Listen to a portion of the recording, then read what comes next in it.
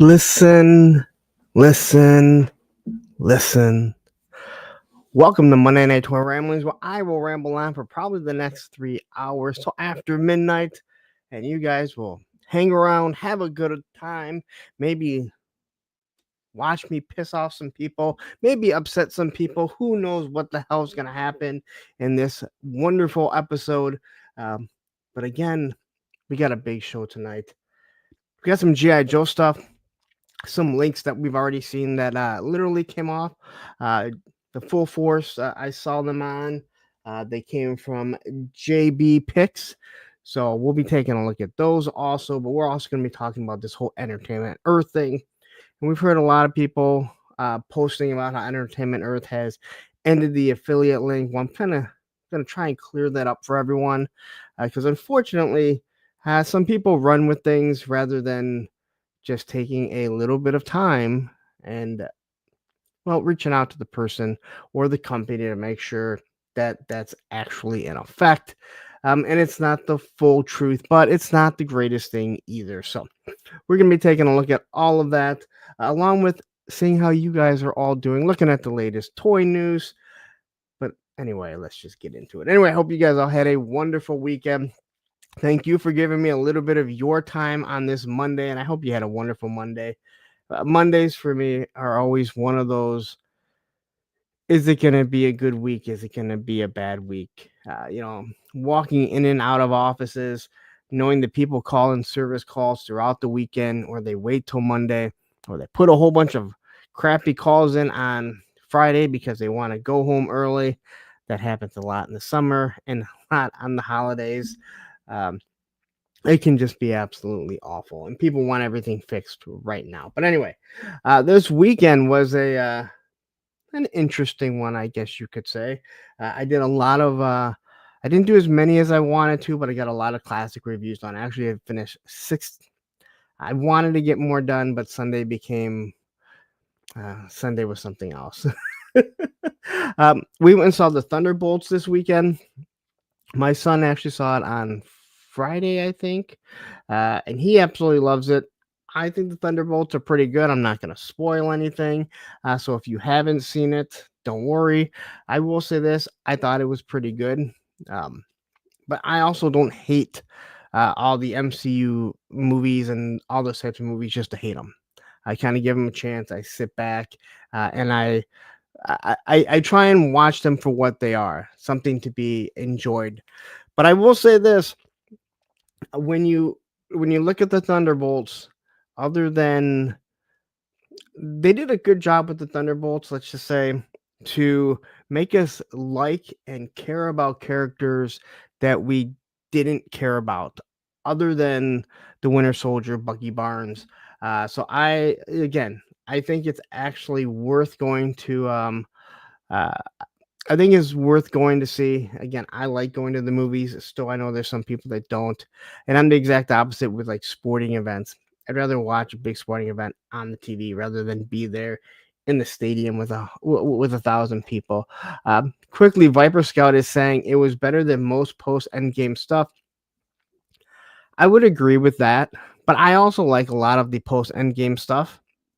Like I said, I'm okay with just going to watch a popcorn film. But I will agree with you there. I think there was a nice build up to it, just the way they did everything.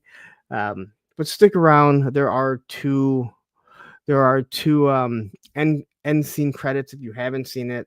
The one builds onto the universe. The second or the first one is actually, I thought it was pretty comical.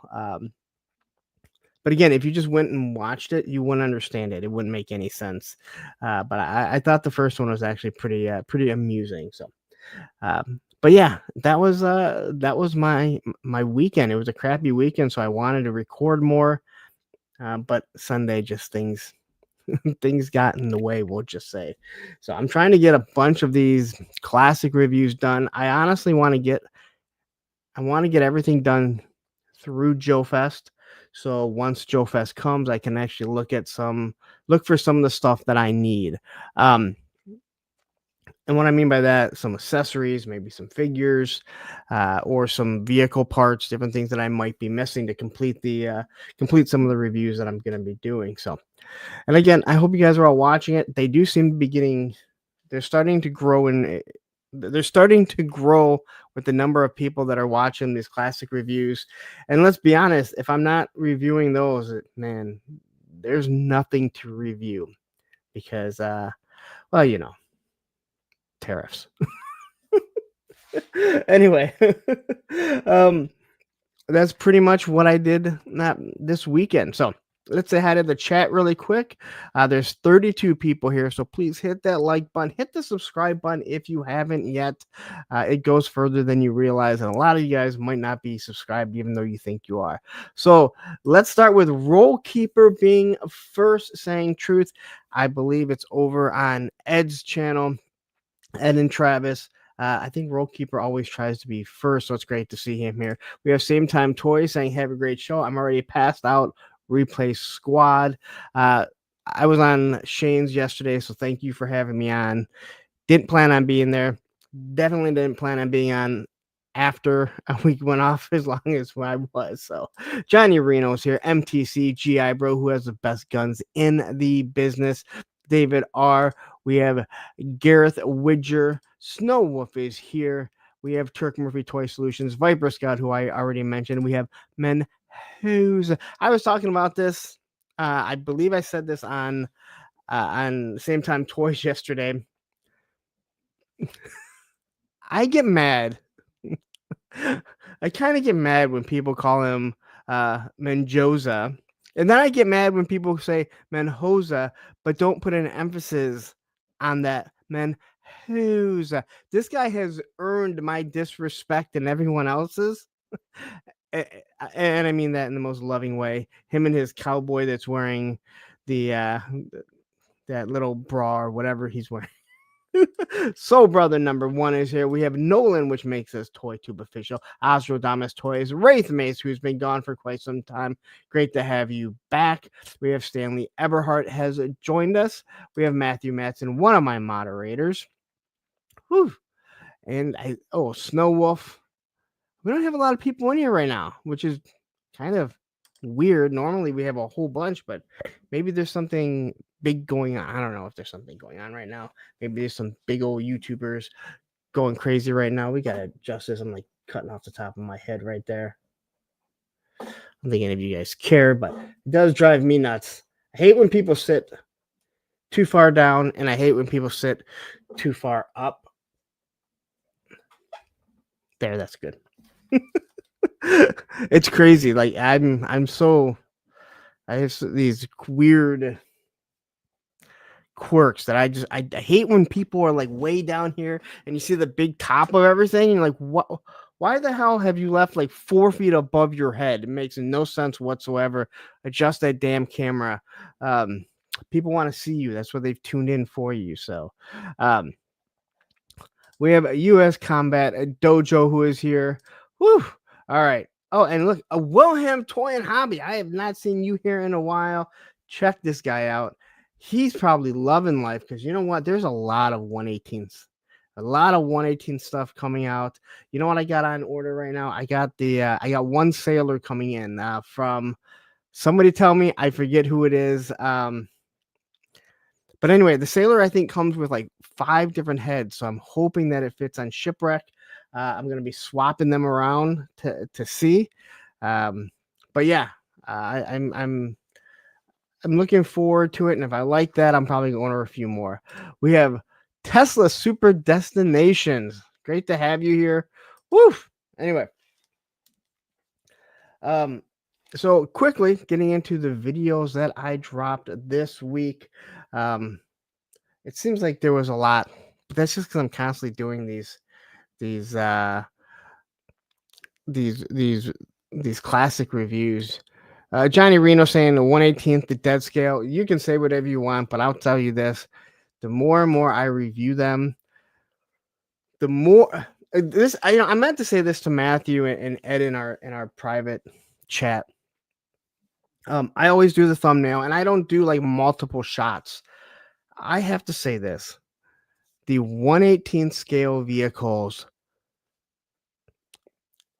they they take great photos. Like, the photography on them are great. Just the detail on that stuff is absolutely awesome, and every time I take one, like, the iPhone is doing all the work, but man, you hit the right angle and they just pop. So I gotta say, I absolutely love the way they they shoot. They look awesome. So I've been super into something like that. Um, Roadkeeper says somebody should tell Joy Toy. Tell Joy Toy what? I tried Joy Toy. I am not a fan of Joy Toy. Frank Dumano is joining us. But anyway, I did drop the Hooded Cobra Commander. I know, shh, don't say that too loud. But I did drop Hooded Cobra Commander. I actually thought that one would do better just because it's Hooded Cobra Commander. And I'm not complaining over of what it's done, but I actually thought that it'd give a bunch more reviews just because it's Hooded Cobra Commander. People were probably waiting for it to be classified scale. I dropped the Stinger Driver and the Stinger, and then I dropped Blowtorch today. And if people are wondering why would you drop a figure on Monday? You normally don't do that. You do Wednesday, Saturday, and Sunday.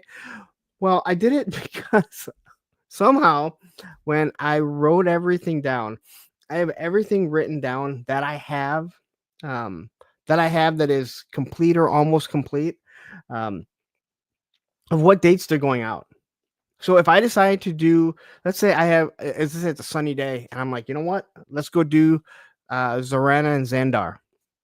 I know what date I want them to go out, so I can do these anytime that I want, and just kind of push them out there, put it to that date. But for somehow I completely screwed up, and I had this extra one from Series 3, and it was Blowtorch. So I kind of had it scheduled for tomorrow, and I'm like, you know what? Let's drop it on Monday, see how well it does. Everyone's been off first day back. You try and play with the times, and sometimes you see some dates work better than others. So that's why you guys kind of got a bonus one. And then May 1st, I dropped um, the Anakin Skywalker's Pod Racer. And if you haven't watched that video, please go watch it. My daughter does a wonderful job doing my daughter does a wonderful job doing uh, her commercial. That was so much fun. If you're a channel member, you can watch the outtakes. Um, it was just fun to do. It's fun that you can grab a child and be like, "Hey, let's go do this," and they have no shame, and they're like, "Okay, why are we doing this? Don't worry, why we're doing this. We're doing it." But I had a blast, and I have to say, last year I think overall, like that Han Solo one has like 200 views. This one here I think is like it's over 400 views, which means that the May the Power of the Force seems to be doing better this year, which is great. We still have some open spots. I have a feeling I'm going to be doing another one. Darren, 3-star, be prepared for me to ask you to do another one. So if anyone still wants to do a May the Power of the Force prequel figures, please let me know, because we need a few people. We need a few more people. And here we have my other moderator, Action Face, jumping here saying, "What's up, Punk?" and everyone in the chat. And he made sure he changed it to his YouTube here. Viper Scout says, "You get the first of the War Crime Trio." I don't know if I have the other ones, to be honest. But I'm gonna do something. I'm gonna be doing something for that. Just a picture is that what I've been thinking about. We have Brick Something, who is here. We have 3-star Draw saying, "What up, Punk and y'all?" Alex Martinez has joined us. Woo! We have Allison Troy, who is also helping me out. Alan offered to space out his into a few videos. Wait, Alan offered to space out his intro. Okay, whatever. I'm not sure what that's trying to say. It's been a long day. What can I say? But I've had a blast, and so far we've had Yeah, Krusty Old Crow, he dropped one. Then we had Rowdy Riles, who I say thank you very much because one of my best friends wasn't able to create some weird video after 2 weeks of giving him a chance to do it. So if you watch Rowdy Riles, she did not mess up on the date. I asked her to switch it so Tony's could go out on the 7th. Tony, but she she mentions the date that hers is going out numerous times. So I do say thank you very much. And then we had, I'm drawing a complete blank to who did May the 4th. Why am I drawing a blank? Because I know who it is. I see him. Someone help me out here. Total blank right now. It is. Come on, guys. Hyperdelic. Thank you very much. I'm like seeing him. I'm imagining when we talked and we did our. And then today, 3-star draw did like the longest one ever. I don't know how you got 30 minutes out of an action figure, but thank you. SCS Dog is joining us. So anyway, just keep watching them. I'll keep posting them in the May the Power of the Force Facebook page, and then I'll be posting them on my Instagram. I want people to get as much footage or as many views as possible. This is fun. I like seeing what people are doing. So, all right. So a couple things I quickly want to talk about, and we got Hasbro raising prices. So if you haven't looked on their site, they say lock in your prices. Price adjustments are going up, I believe, on the 8th of the 9th. So whether or not they're going to be tariff charges, I don't know. I said this before. Once you raise the MSRP prices, very seldom does someone drop it, especially someone like Hasbro or Mattel. Maybe a smaller company. We've seen Valaverse do it. He is the only one that has lowered the prices that I can think of. Usually, the only way they're going to lower price is if they kill the line and restart it over. I don't think anyone wants to see that with Classified, Black Series, Marvel Legends, but we definitely do want to see it go down. But I'm hoping they just do it as a tariff charge and letting us know that, hey, once these tariffs end, it will go down. We see Super 7 put an 8% tariff charge on in-stock items, which means they're already jacking up the price. Like, they're not even waiting. Now, Mad Hatter did a pretty good video on this, so go ahead and watch his review, his video on it. You know my feelings on Super 7. They've been ripping people off for years, and I think it's BS that they're doing it. BBTS said, hey, you know what? They jumped the gun. Entertainment Earth clearly has jumped the gun, and we'll be talking about that later on today. But they definitely they've tried adjusting it to, hey, you know what? This is our MSRP. There will be a tariff charge. Now, we know that there are some companies that are not shipping stuff right now. Big Bad Workshop, but Fresh Monkey Fiction sent out a press release or letter, whatever, stating that there's stuff for season 0, 1, and 2 or something like that.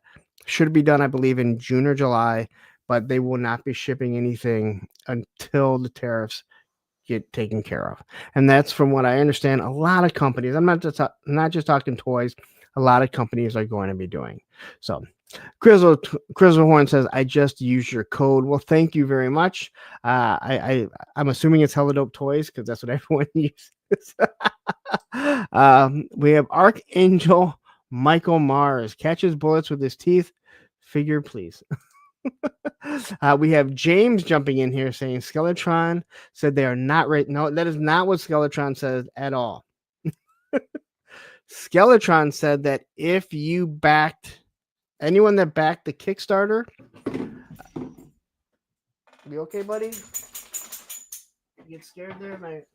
The garbage you knocked over? Skeletron said that if you were in the Kickstarter or the backer kit, that they will not be raising it. They will eat the cost. But going forward, they may end up raising the prices. So, and again, I have no problem with someone having to raise the prices because they shouldn't have to eat the full cost on these tariffs, right? It's not their fault. But the fact that and they shouldn't, because we backed it. This is money that they have been collecting interest on for quite some time. So yeah. Snowwolf says Funko dropped the price on EE by a couple bucks. That's because no one buys Funko Pops. Gareth Widger says Brian Flynn is a douche weasel. I don't think I've ever heard those two words used together, but I laugh. It makes me laugh. So it makes sense he would raise prices on in-stock garbage. Oh, I'm with you. Yeah, I'm with you. Yeah, Matthew says Super 7 has tariff price increases in stock figures that didn't have tariffs on them. Exactly. This is just, yeah. Matthew says, Corpse never bring the prices back down. No, it is actually, it's kind of crazy. It's just, this is going to be a shit show. We already know it. But if they change the MSRP, that is where we're all going to be screwed. All right. Bobby Wold says, I'm still waiting on Dial Tone at this rate. I feel like I'm going to have a classified ice cream soldier in hand before Dial Tone gets here. You know what? I've already accepted that I'm never going to get my call sign longbow and my Operation Recall figures. I've just given up on them. They send me updates on what's happening. I don't even care anymore. I mean it. You guys showed off a great product. I don't think you guys are trying to rip us off, but yeah. I'm actually not. I'm not talking the tariffs, the ins and outs is what I don't want to talk about. Tariffs are here, but I'm not talking about them. Is what. But I understand. I knew someone was going to bring that up. But we do have one really quick, and that is the CMD store right here, and they dropped this. Or this was on a Reddit post, and it's from CMD store. That's where we get a lot of stuff.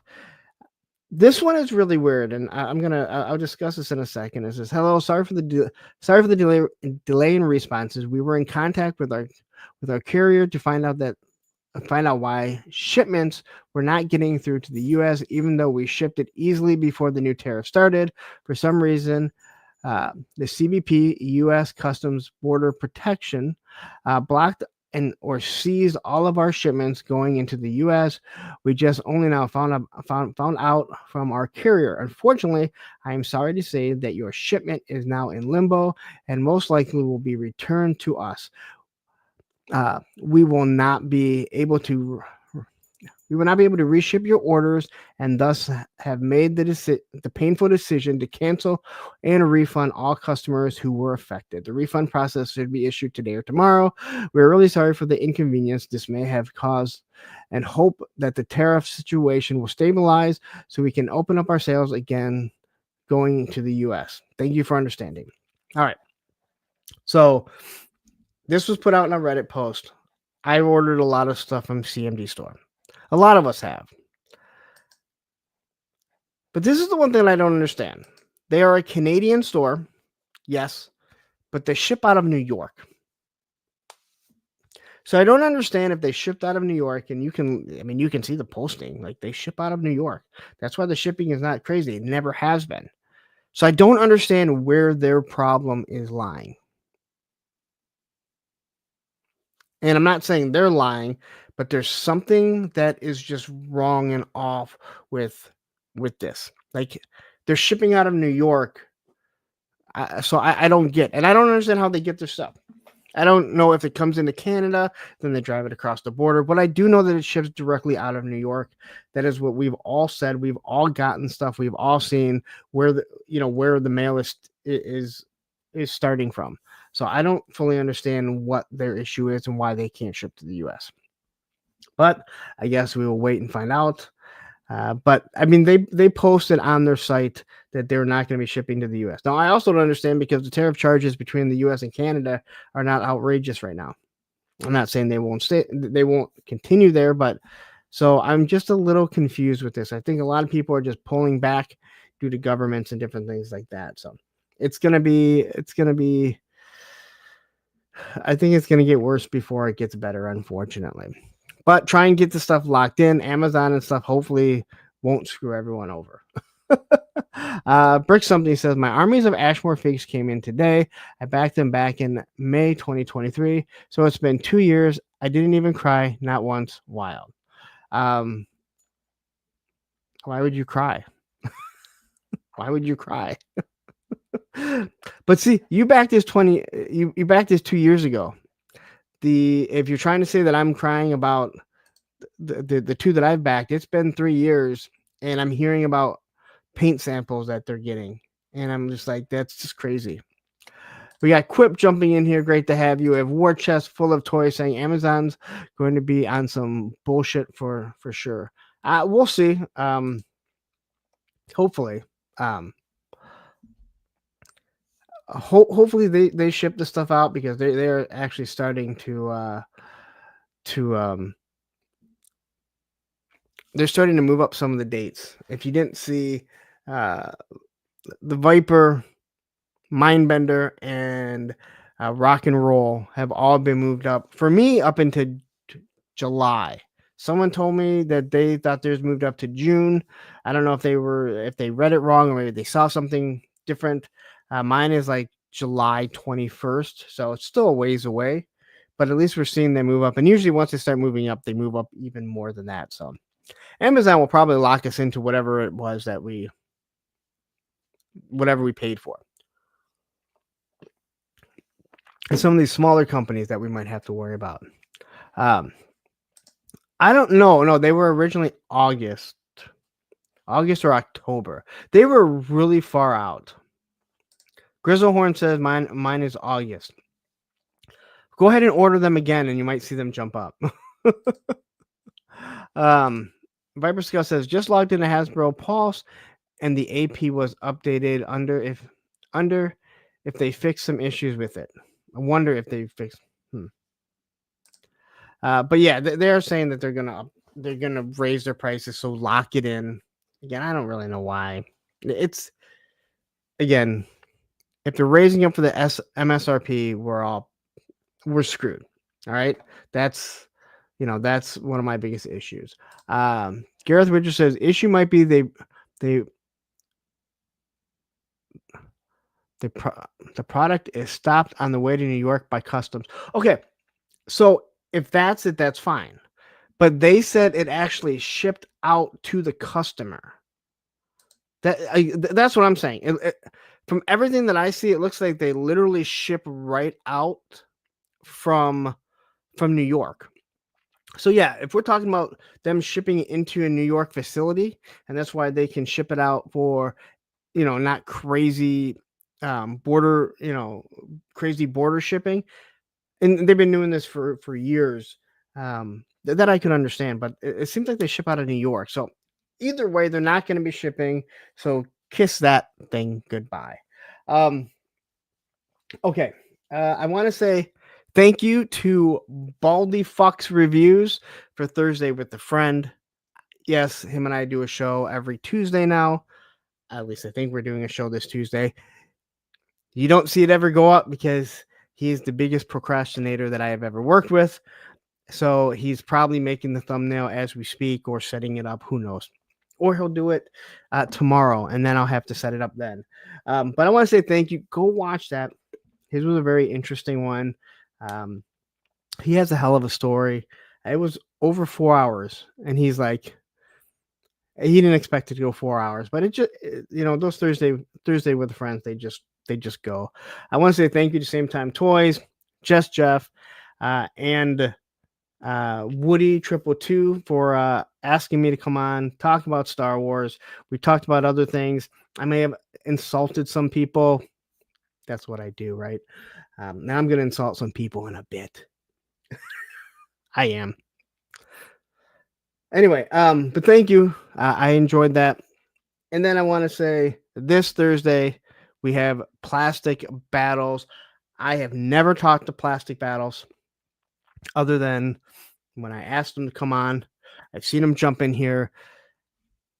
Sometimes the Thursday with the friends where I've never talked to the person in my entire life are the easiest ones because I don't have to skip over things or be like, "Hey, tell these people about this."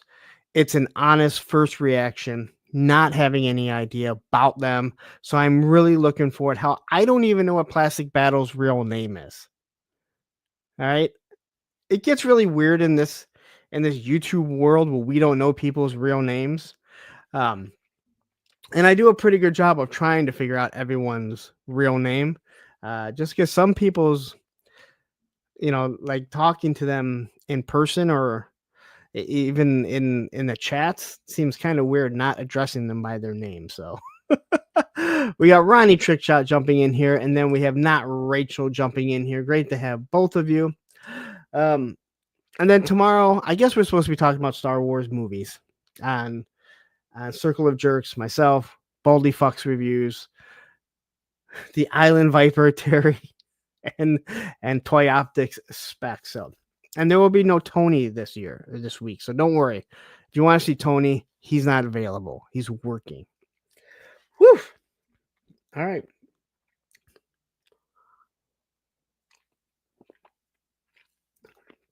I'm not going to mention any names. And I know some people don't like when you don't mention names. But I'm going to say this, that if you think this is about you, then maybe you need to just fucking look in the mirror and go, maybe I should stop. Sean Jones is here Monday with a punk. How is everyone? And then Mr. Mad Gus saying, do go to hell means no. All right. So there's a lot of things that bother me. I think you guys know this. And I'm just going to say it.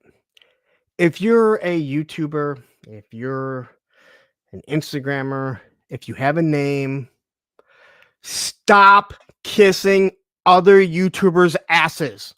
Holy fuck. Honestly, God, have some self-respect because everyone sees how much you kiss their ass. Don't kiss my ass. Don't kiss Geek Dad Life's ass. Don't kiss Toy Anxiety's ass. Mad Hatter's ass. 3-Star Draw's ass. Don't kiss Bobby Vala's fucking ass and the 3 POAs. Holy fuck. You guys look like the biggest cucks known to mankind. And everyone sees it. And everyone talks about you and makes fun of you. Just stop. Have a little bit of self-respect. It goes so far. I couldn't imagine being a man and just kissing fucking ass so bad, thinking that's what's going to make me popular. You know what makes you popular and you know what makes people like you? Putting out content. Being there every single week. All right? Putting the work in, the time, the effort. It is not hanging on someone's fucking balls all day long, every fucking goddamn day, thinking that it's going to make you popular. And this has nothing to do with if I think you're a good person or a bad person. It just means you need to have some fucking self-respect for yourself. And it's not just one person or 2 people. There are a shitload of you. And the fact of the matter is, everyone talks about it. Everyone makes fun of you. And if you think that this is about you, then you need to look in the fucking mirror. Okay? It's okay to have friends on YouTube. It's okay to be part of cliques or whatever. That's fine. But there comes a point that you are on your knees every second that you can. And it is fucking embarrassing embarrassing. All right, I don't need to say names. People will watch this. People will send it to people, I'm sure. But if you think it's about you, then go, what the fuck, man? Maybe I need to stop some shit, dude. Okay? So, Matthew, I think it's more than some bromances. All right, I think that it's more than bromances. That's the problem. Okay, I often refer to it as like if this was Sons of Anarchy, some of them would be prospects, and others would just be hanger-oners. It's awful, and you can't go far without seeing it. And it's like, for the love of God, man, again, again. Good fucking Lord. Anyway, like I said, just think about it. Hurricane Live saying fucking Phil Collins. Mr. Madgus, if you can kiss your own ass, and God bless you. Sean Jones says self-respect or some lip gloss. Yeah, well, I mean, you don't want your lips to be chapped, that's for sure. Thomas Sullivan said, "Whoa, what was in that purple?" No, this is cola. You know what? I guess I kind of see the purple. It kind of has a purple glow because of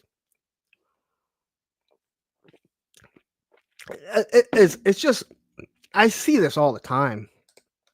It's gotten it's out of control, man. No, this has nothing to do with terrorists, Russell. It has nothing to do with terrorists at all. It has nothing to do with terrorists at all. It's just, again, everyone sees it. Nobody wants to say anything. Like I've said to my friends, please tell me, please. I don't want yes men around me. I never want to have yes men. One of the reasons why I had Matthew as my first moderator is he won't fucking just like, hey, oh, you did a fucking great job. Great. You've done nothing. Nothing needs to fucking change. No, man. Like, we can always be doing better. That's why I also added Ed, But the fact of the matter is, if someone sees something, I want my friends to be like, hey, dude, you're losing it, man. Like, you are out of control. Like, why would you kiss that man's ass so bad? Why would you kiss that group's ass so bad? That, they're just another person. Put the work in, do it, put the work in and do it yourself. Machine Man says, no IG here. If someone can spell it backwards, I'd appreciate it. Instagram? I need to spell it backwards. Punisher Bill jumping in here saying, I piss off everyone. Hi, Lawrence. Listen, it's just one of those things. Just again, I'm not on steroids, so guys, don't get mad. I'm not. It's just something I constantly see, and I'm not the only one. People send me shit. I've told you guys, like, people send me shit all the time. And again, it's great to be part of a group. Unfortunately, there are cliques. There's always going to be cliques. But the fact of the matter is, yes, just some of you need to just sit up, say, you know what? I need to have some self-respect for myself. Dust yourself off and say, you know what? Let's start from ground zero again. I can be friends with people. I can be friends with people, but I don't have to kiss their ass. GI Bro jumping in saying, did someone say steroids?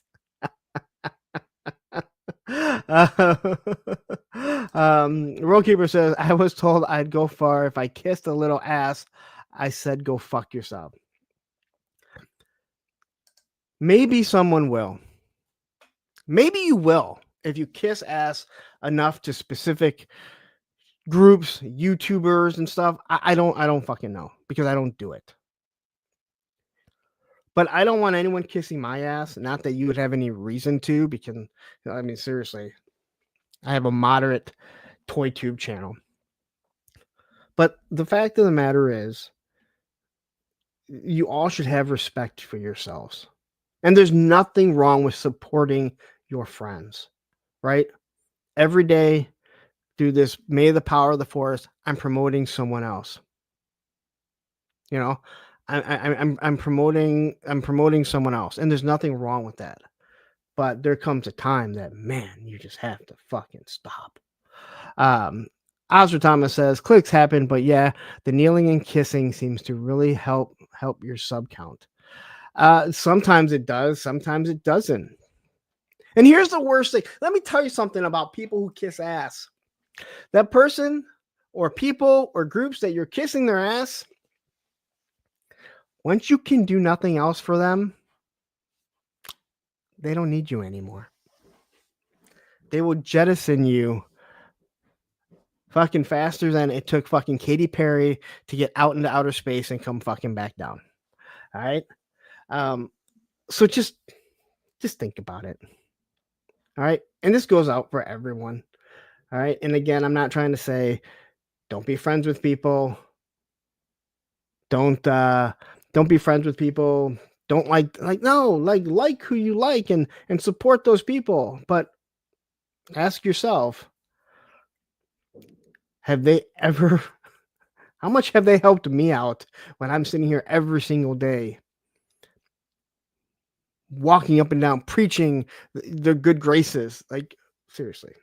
So anyway, that's enough on that. I really had no intention of saying it, but good Lord, like sometimes I'm just going to fucking lose it. Tony's Figs jumping in here. Great to have you here. I didn't say Katy Perry was an astronaut. I said faster than she went into outer space and came back down. But I will have to say, Katy Perry, I think, has lost it, because I want to say thank you to Katy Perry for that latest dance that she's done, because we haven't had that good of reels since the Australian breakdancer. Plastics goes jumping in here saying, "Hey, Punk," and everyone else. Matthew says, "No, I said astronaut." Yes. Yeah, she's a fucking, yeah. Stanley, if you haven't seen Katy Perry's latest, her dance that she did that everyone is making fun of, then I just go on Instagram. It won't take long to find one, right? Everyone's seen it, right? Katy Perry's weird. Yeah. Anyway. This weekend, I also recorded the terminal list. Not the terminal list. What the fuck am I? The TV terminal for Mobland. I'm gonna drop a link. Please, we're at 81 subs, trying to get up there. And we did the latest Mobland. So what I'm gonna do right now is I'm gonna drop the link here. Please go over, hit subscribe, and watch all the stuff that we're doing. It's been a lot of fun, and I'm really enjoying Mobland. If you're not watching Mobland, it's on Paramount. Paramount is worth the $6 that it costs to have. That is for sure. So go over, get that, enjoy it. So many good shows, and I think we're also going to be talking Murderbot. That's our next one. So we're actually going to be doing Murderbot along with Mobland. Murderbot is on Apple TV. So we're going to be doing that one along with, simultaneously, I guess, at the same time. Look, Same Time Toys. I thought he was asleep. Mobland is pretty damn good. Thanks. Now that's how you kiss ass. No, that's just saying something's pretty good. Jay Gonzo jumping in here saying, "What's up, everyone?" APWT. And then we have JLS Comics. "What's up, nerds?" I will say it again. If you are not following this guy, if you want to know something about a Marvel character or a G.I. Joe character, this is where you need to go. You're going to get 15 to 20 minutes, short video, 15 to 20 minutes that packs so much information about every single character that he's done, honest to God, and is done really good. And here's another thing. He doesn't use AI. He uses his real voice. What a concept. I hate that. I hate when I watch these different reels or different YouTube shows, and it's like the same fucking voice. I'm like, wait a minute. This guy's getting a lot of work. Oh, it's AI. Anyway, so before we get into the news, you guys all know we have the links. Yes, I still do have an Entertainment Earth link. I guess I should pull up the banner right here. We get the Entertainment Earth. We got the Amazon. You know how to do the Amazon. I'll drop that stuff every time that something new pops. Every time something new comes out. And then, of course, we have Hella Dope Toys. That code is APWT, which is, a punk with toys. Get 10% off everything in stock, or on pre-order, something that others don't do. Look at this. My guest from last week, Baldy Fox Reviews, is here watching on mute. This is the way, as I'm still waiting for you to, still waiting for our link for tomorrow, along with our thumbnail. So, Matthew says, I hate AI scripted videos. They always pronounce words wrong, and that grates at my ears. Yet you've been here for every single one of my shows. So you don't like when AI mispronounces words, but you're okay with me doing it. JLS comment says, good to see you, and thanks for the kind words. As always, I appreciate it. You do a great job. And I've talked about this before. When someone does a good job, that's why I say I don't let or want people to ever come in to my chat or any other chat to promote their stuff. No one's here to see in someone else's chat about someone else. But man, if you do good content, if you create stuff, I'm going to promote it. I'm going to push you out there. Quip says, double check your promo code. I think they killed all the influence discounts recently. They did not. And when we get to the end of the show, that's what I'm going to talk about. I got the letter and everything. It has kind of changed, but we're going to discuss that because I gotta keep you guys here for 3 hours, right? 610 Joe Daddy jumping in here saying, what's up, ladies and gentlemen? Smash that like button and subscribe. Yes, please do, because I'm always blown away by how many people are here but don't bother to hit that like button. We have 51 likes right now, and our poll has 50 votes, so I guess we're finally ahead, right? Clint Jorgensen jumping in here saying, just logged in. Punk, you have doing so good at everything lately and haven't been giving you enough credit. Just posted that on IG too. Thank you very much. Thank you.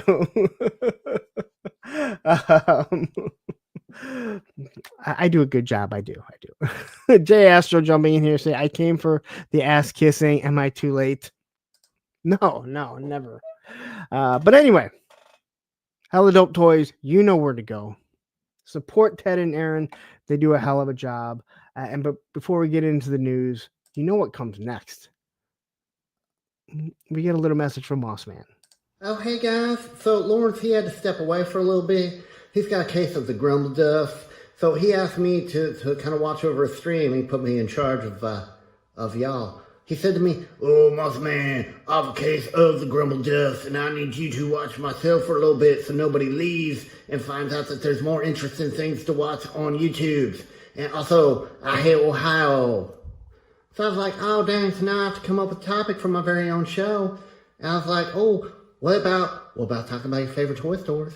So my favorite toy store is HellaDopeToys.com. So they used to have this really bad website. It used to look real scammy. Like if I gave them money, they were going to go spend it on like blow and hookers. But now their website is really nice. And like I can just go in and do like 1-2 click. And then my order's placed. And they ship super fast, guys. They ship everything in 1 business day. So like I get all my toys first. So when I'm out there on the playground and all my friends are like, oh, dang, Moss Man, where'd you get that action figure? I still have to wait 17 months for mine. And I'm just like, well, I went to HellaDopeToys.com And I just push the buttons, and then they shipped it out to me. And the packaging is so nice, guys. Like, I opened up the box, and I thought, oh, I don't deserve this. I don't deserve this kind of packaging. It's so nice. But then my trash can gets full because of all the packing stuff. And I was just like, oh dang, I just changed the trash. But now I gotta change the trash again. Oh, you're right, Matthew Matson. You can use the code APWT at HelloDopeToys.com and save 10% on your order. So how that works is, so you're going to save 10%, and then a Punk with Toys, he has to pay that 10% that y'all save. So if you don't like Lawrence, you can just go to HelloDopeToys.com and just buy a bunch of stuff and rack up his bill. So then, like, at the end of the month, they're like, Hello Dope Toys is like, oh, Lawrence, you owe us $1 million because of all the 10% codes that everybody used. And yeah, that's how that works. Okay, guys, so it looks like it's time for me to go now. So make sure you go to HelloDopeToys.com and like and subscribe, and then in the comments put what your favorite toy store is. But if it's not HelloDopeToys.com, I'm probably just going to delete it, okay? So, all right, guys, bye! All right. I can't believe people leave when Mossman comes on. Ted, I need a new commercial with Mossman and Dopey. Because my moderator worked really hard on Dopey, and Dopey hasn't had any airtime other than that one little line that he had. Let's ahead of Bill K really quick. We have Talib jumping in here. Woo, and Jake Anderson. Anyway, as for the toy news, we got some McFarlane news, and this may blow your mind, but I don't believe I have any Batman in here. But there's a lot of Spawn. Hey, Tony. Okay, I'm back. How do you hate Mossman? I don't get how you can hate Mossman. No one hates Mossman. All right. Skeletor leaves him in charge there. So anyway, this is the autograph series of the Blood Axe, and there's two different versions of this. So I think these actually look really cool. I actually kind of like the way some of these Spawn figures look, even with the giant pins and everything. They don't seem to stand out nearly as much as when it comes to the superhero stuff. So we got a horse, which I'm sure is not as nice as the Mythic Legion's horses, but still looks pretty good. This nice furry cape, or actually the cape isn't soft. There's just fur at the top. His big axe. It's a. It looks like this is a Phygital, so it's a part digital, part physical. I still don't understand that. Quip says, "Fun fact: Mossman is Dusty Rhodes' second cousins. You may hear the resemblance." He kind of does. So anyway, here is this guy, and I think he looks really cool. Again, I think when it comes to Spawn figures, McFarlane does a great job with the design and everything. Still lacks in his articulation, but you got this big, wonderful axe. You can see the nice fur. Now, he does have a plastic cape. Now, that is where you're like, come on. Why is this? Why are you doing the plastic cape? You have been really, really good with doing the soft good capes. Whether or not they're great or not, I'm not sure. And looking at this guy, he's not the same, but he kind of has that one big boot like the Spawn figure that I have. I don't think it's the same boot, but it actually might be. It's the foot there. Actually, I think that might be the same foot that came with the Spawn. But again, I think this is pretty damn cool. He looks kind of crazy right there. Here's the back of him. I like the fur, but it really would have been better had you had a nice soft goods cape. But you can see it's kind of all stitched together. Now, once again, him and his weird doing two different figures at the exact same time, and but I do like the next one. I like The other repaint is pretty cool. Yes, he does have some. Yeah, he has some Army of Darkness vibes. Now that would be an awesome line for him to get into. Army of Darkness, Evil Dead, Digital pronounced pornographic. I'm not sure what that means.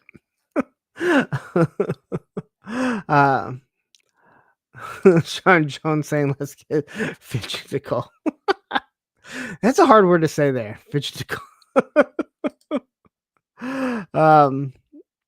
Here's the horse. Now again, this is where you start to sound like a snob here. And I did see Joe Fan jumping in here. Joe Fan 84. This is where you sound like a snob, because after you have a Mythic Legion's horse, one from the Four Horsemen, everything else, everything affordable is going to seem, I think, like second class, because they're just so good and they fit with so much.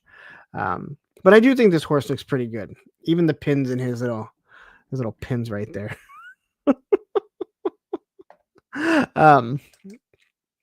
Here's the back of him.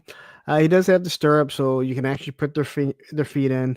I do wonder how this scales against a Mythic Legion's horse, and how it scales with a let's say a classified figure or a Marvel Legends figure, something like that. So I think that would actually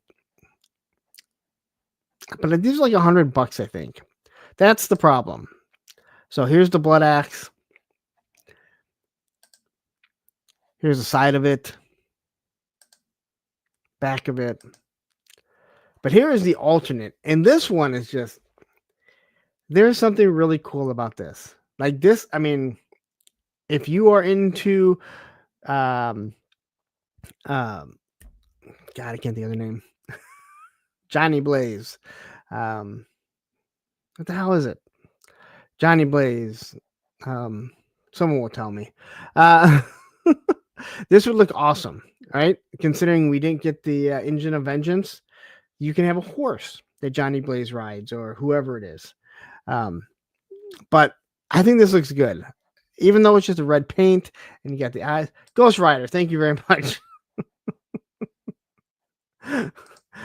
I'll say it again. As you're doing this live, you things just slip your mind that you do know. I can say I'm not a huge fan of like the paint of the bones, the bone structure, but I think the actual the color, at least with the lighting that they hit, I thought looks pretty good. So, but yeah, this is actually pretty cool. Again, I think they're like $100 though, so I think a little pricey for what you would think they should be. But who knows with McFarlane? You never know what you're gonna get. Russell Lemieux says, I got a Mythic Moose. Is that out yet? Mythic, I mean, again, they're just awesome. Like, the stuff they do is just amazing. But here's a look at them, and again, everything is the same other than a different paint scheme.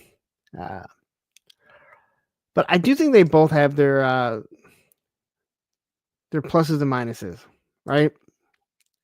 And there's a side-by-side. Again, I mean, look at the horse. Again, you can kind of see the dull paint here, but you hit the right paint, and I think it looks really good. Hopefully they go down on clearance, because it is a little too pricey. Now, if this was glow in the dark, which I don't believe it is, I think it'd be a little bit better for your buck there. But here you can kind of tell it doesn't look like it has the flames or anything. Oops, I thought I had both of them. So here we have Rat City, another signature Spawn figure. He actually I only saw solicitations of Spawn figures today.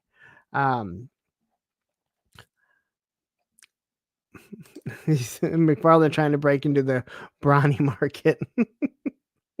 But yeah, this thing is actually pretty cool here. If you like Spawn, again, I think he's going to have to go really deep into the Spawn line as he loses that DC line. So another autograph series of the Deviant. It's been a long time since I've read a a Spawn comic book. So, and I'm glad that he's going back to this packaging, like his original packaging that would rip up your hand as you try to open up and cut into it, and like your hand, like if you went and saw your mom and dad after you opened up an old Spawn figure, they'd probably be taken to the hospital. Your parents would be taken to another room wondering what they did to you. So, all right, so here's a side by side of them. The exact same figure, completely repainted. And I don't often say this, but I do like the fact that I look at both of these and I think they both look good. I see a lot of his chase figures and I don't think that they look good. But I look at both of these and I think both these colors. I also like the fact that he's clearly straight edge as he has the X on his hands. So this guy has seen some hell. He's probably in a lot of pain. He's drug free. That's awesome. No steroids. So I know GI Bro won't be getting him. There were these things called, yeah. Go try and open one with scissors. The way that they were pinched down, yeah. And believe me, I'm not the only one that has said this, Snow Wolf. If I was, then yeah, I would take the blame. But there have been plenty of people that have mentioned the exact same thing. It's one of those old fun things about the old McFarlane figures that we look back at and we're like, wow, that was awful. They weren't the only ones, but theirs were the worst. Go by things like smoke detectors, carbon monoxide detectors. They're all encased in them too still. And when you try and cut them with the scissors, the way that it's pinched, they never cut properly. Batteries are the same way. But yeah. Russell Lemieux saying, "What's up with those knees?" Well, his knee pads on. He's probably kissing some YouTuber's ass also. So he wanted to have his some knee pads just to be on the safe side. And Quip saying, "Yeah, those clamshells were the worst." They were bad. And Cobra Emperor saying, "I hate when they staple everything down." Well, these weren't stapled down. These were, I mean, if you remember, it's how they would do the seams. Absolutely awful. Just Jeff says, "I see I came in the right time. Knee pads, something sucking." Well, if you just showed up, you missed my rant earlier. So,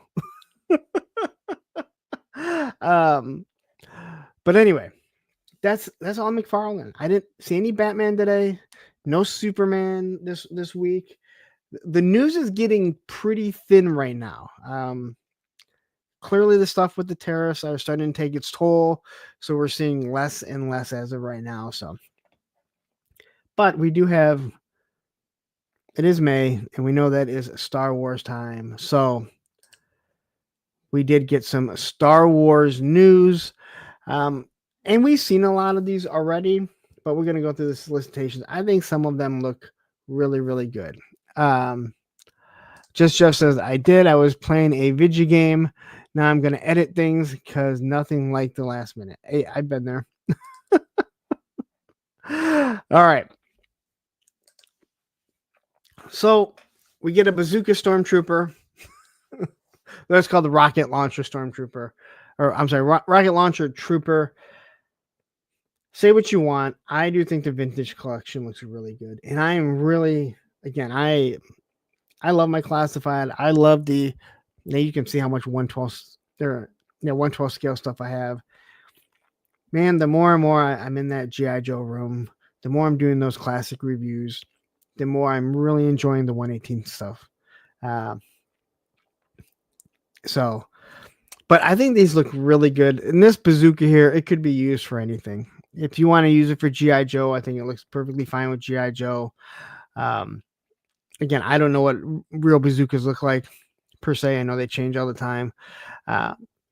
But And I've said this before, the packaging I think is just second to none. It gives you that feel of what we had as a kid, even though this isn't the same scale. So we have this is from Star Wars Jedi Survivor. Then we get this Night Sister Marion. I know nothing about her. I know that they felt that, hey, we need to do a Black Series version of her also. So I know nothing about her at all. She obviously has some sort of steam coming from her fingertips. That's cool. Snowwolf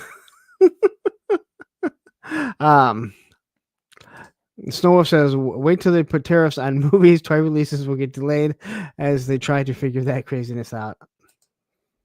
I ain't fucking. I heard about that. I rolled my eyes and I went, I need my nap. I need my nap before the stream. Kenzo's Creation jumping in here saying, evening everyone, go Nuggets. Go check out Kenzo's Creations. This guy, even though he acts like a total asshole and douchebag to me half the time when I'm on a show, he has been putting in a lot of work. He's doing it the right way. I fully do believe that when you're a content creator, being in other people's chats, talking them up, you should be nice to them. That helps out. But being in other people's chats, that is what gets people to find you. But check out Kenzo's Creation. Again, he does a lot and he does a really good job. So, and then we have from the Mandalorian, Moff Gideon in his outfit here. I'm trying to look. Is that I thought there was a dark saber that he was holding upside down. Like he's holding the dark saber upside down. The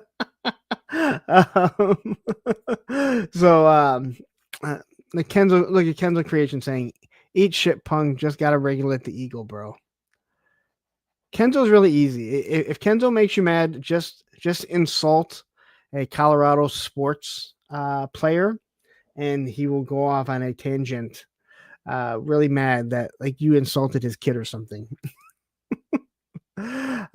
But again, vintage collection. If you're into this, I love the fact that even though I don't collect Star Wars, especially at the vintage collection, you have a line that continues to go on and on and on. I hope that other companies do the same thing with lines. Here we have Cobb Vanth from Boba Fett. I am a big fan of this actor. If you've never watched Justified, it is one of the best TV shows you'll ever see. The comedic timing is awesome. It's a serious. He's a marshal. I know a lot of people say that it's just like Deadwood, which he plays a marshal in that too, and he plays a marshal in here. But if you haven't watched Justified, go watch it. I think you'll be really, really happy with that. Then we have from the Bad Batch, Crosshair. And is it just me, or is this the exact same weapon that that one classified female comes with? What the hell's her name? Shooter. It looks like not only does it look like the same sniper rifle she has, it's like that same awful gray. Actually, this gun looks better. That is an awful gun that she comes with. Quip says, I always confuse Timothy Oliphant with Josh Duhamel.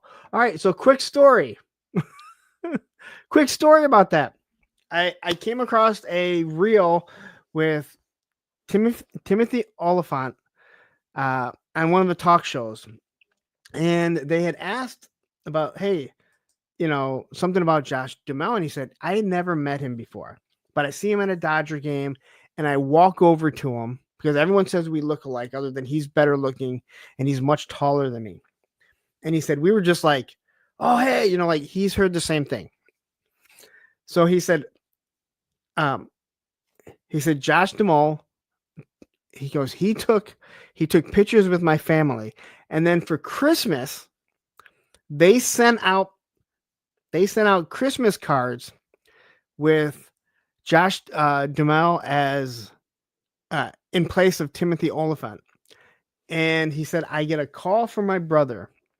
He's at my mom's, and he goes, Mom has your Christmas card up on the refrigerator right now. And I said to her, I go, you know that's not Timothy, right? And she was like, what? And he's like, yeah, that's Josh Duhamel. And she goes, yeah, I thought he seemed a little tall. So the fact that you can trick your own mom is absolutely awesome. But to be 100% honest, I never noticed till he said something in that reel that I saw. So actually, I laughed about it, man. Oh, you saw that too? That was awesome. So anyway, and then they're basically just showing you, if you would have backed all of this stuff, what you could have for the vintage series. I think it's kind of funny that they show you they show this again. Like, had you backed this, you could have all of this. So I'm just kind of reading this chat, and I see Matthew's going back and forth about some things. So all right, here is the Bantha with Sand Person, whatever he is. I don't know what you want to call him. Tusken Raider. I'm not a fan of this, but I mean, I'm not a fan of, like I said, vintage, but this thing is awesome. All that fur, it looks like some of those little dogs that they can't see because there's so much fur and it's completely down there. Machine Man said, yeah, I'm impressed by the band. The band is awesome. Yes, that one time at Dodger Stadium, they said.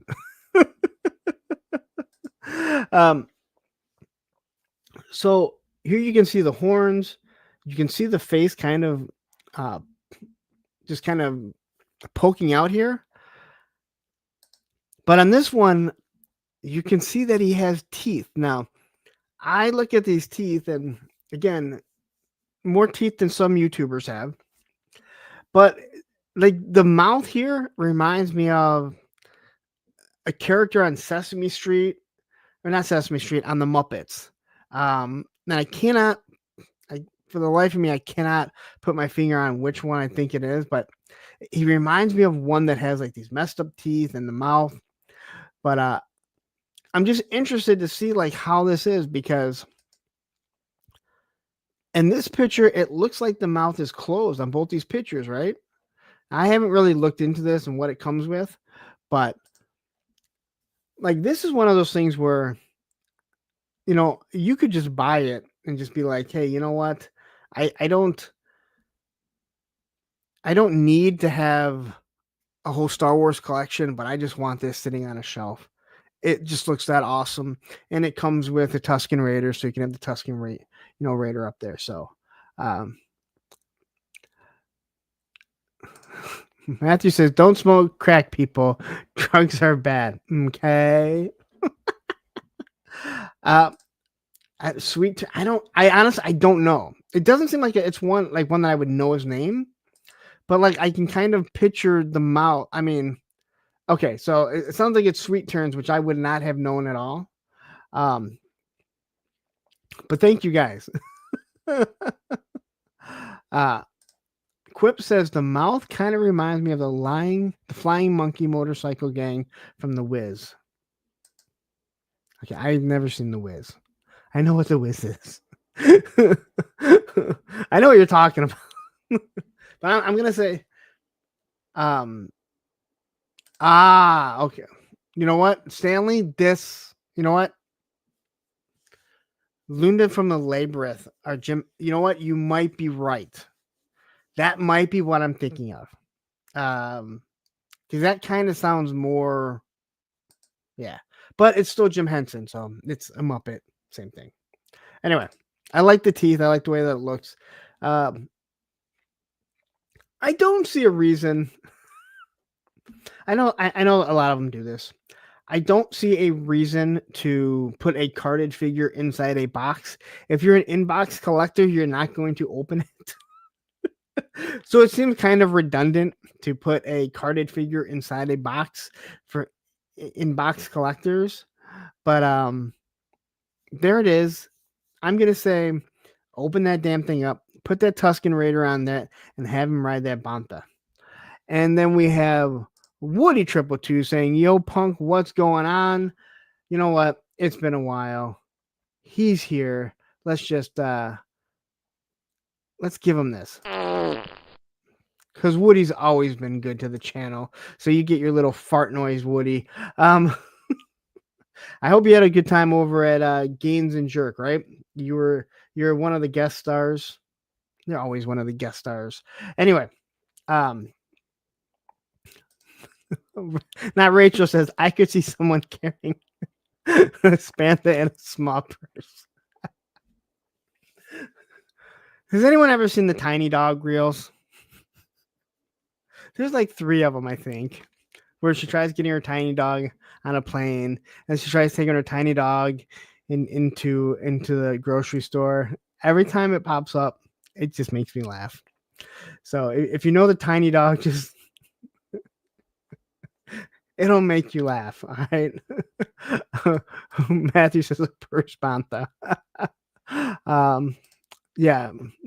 Jeff says, I live with a tiny dog. I live the tiny dog real life. Would you take it into stores and stuff with you? So anyway,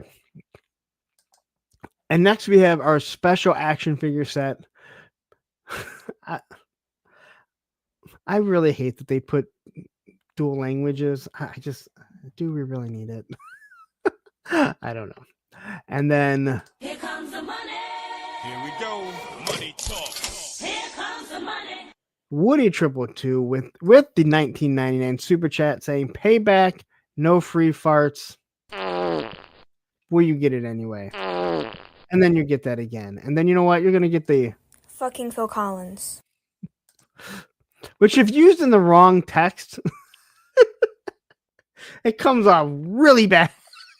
Like, it can almost sound like you're trying to say fucking Phil Collins.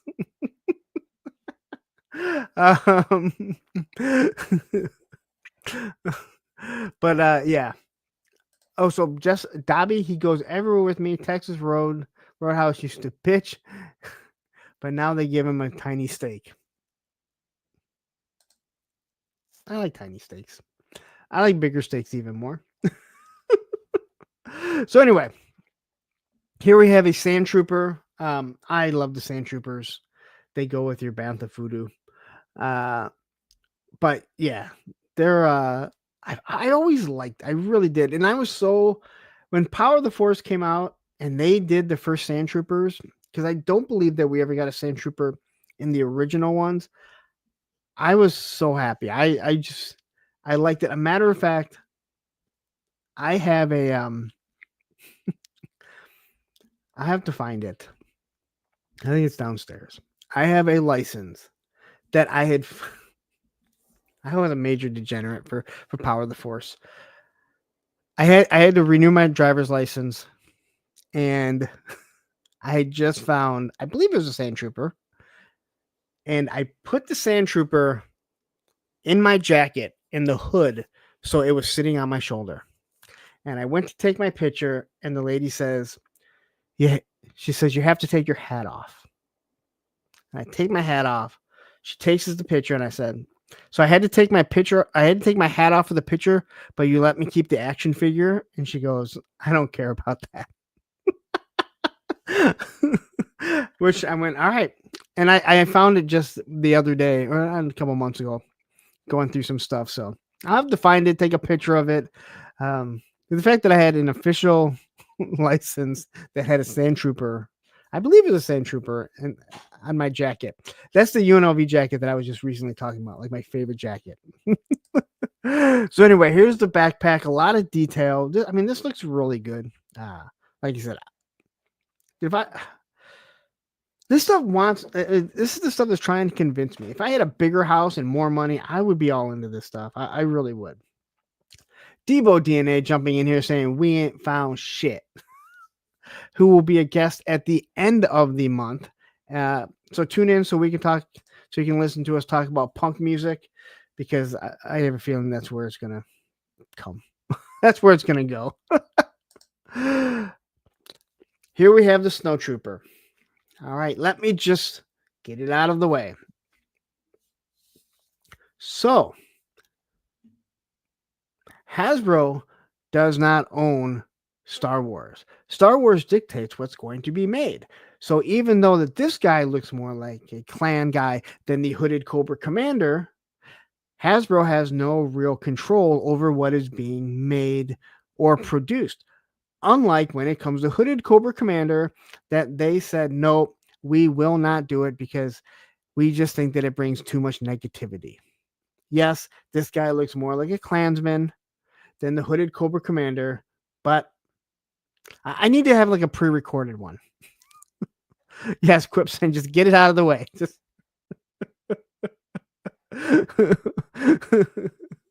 yeah, that's just it.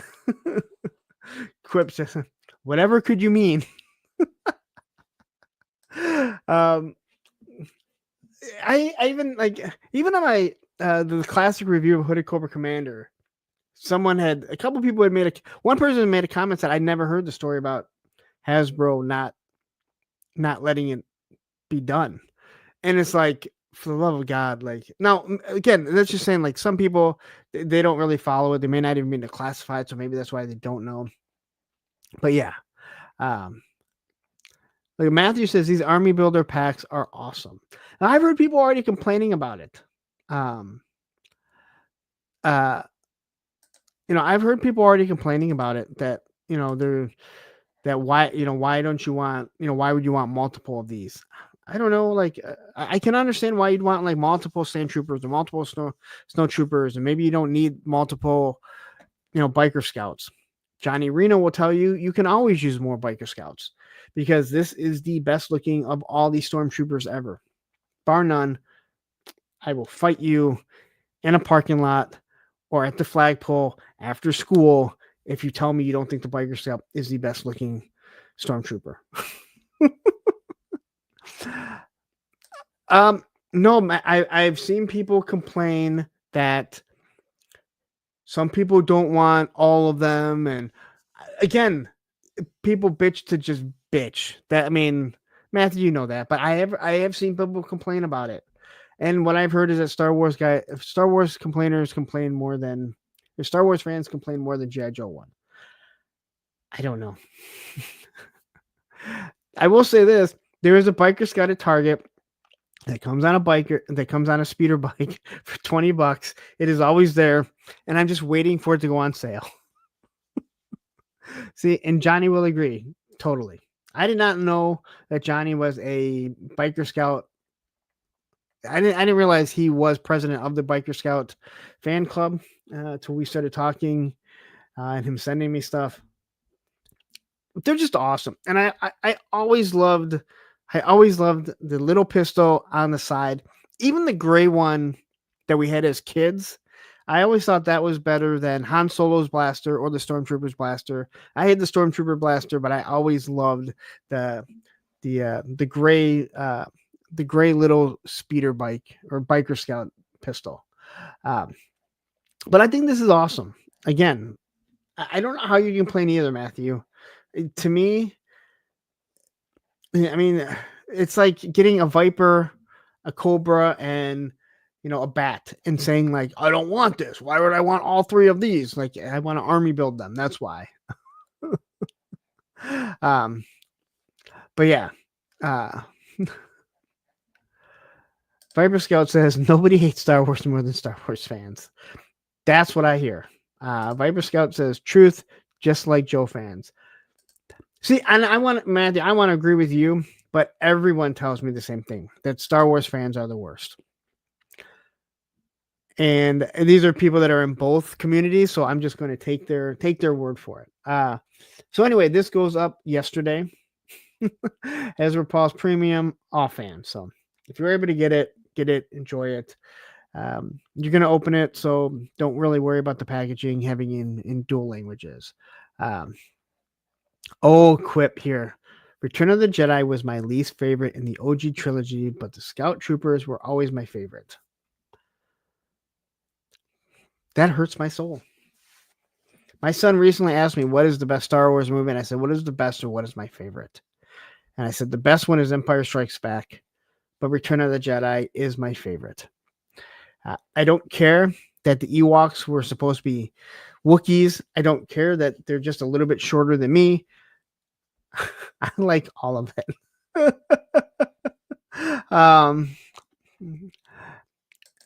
Okay, so here he comes.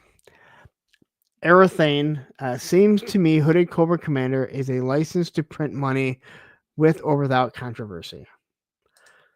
Hooded Cobra Commander is only wanted because they won't make it. I'm not saying people don't want it. He is only wanted as much as he is because they won't produce him. If they produced him as much as they produce the other Cobra Commanders, nobody would care.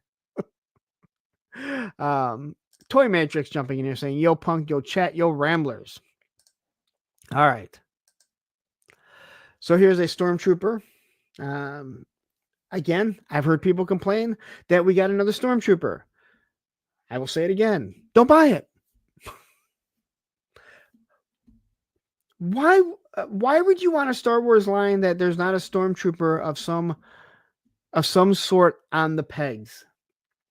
Right? Why would I want G.I. Joe without a Cobra officer, a Cobra trooper somewhere on the pegs? It doesn't make sense.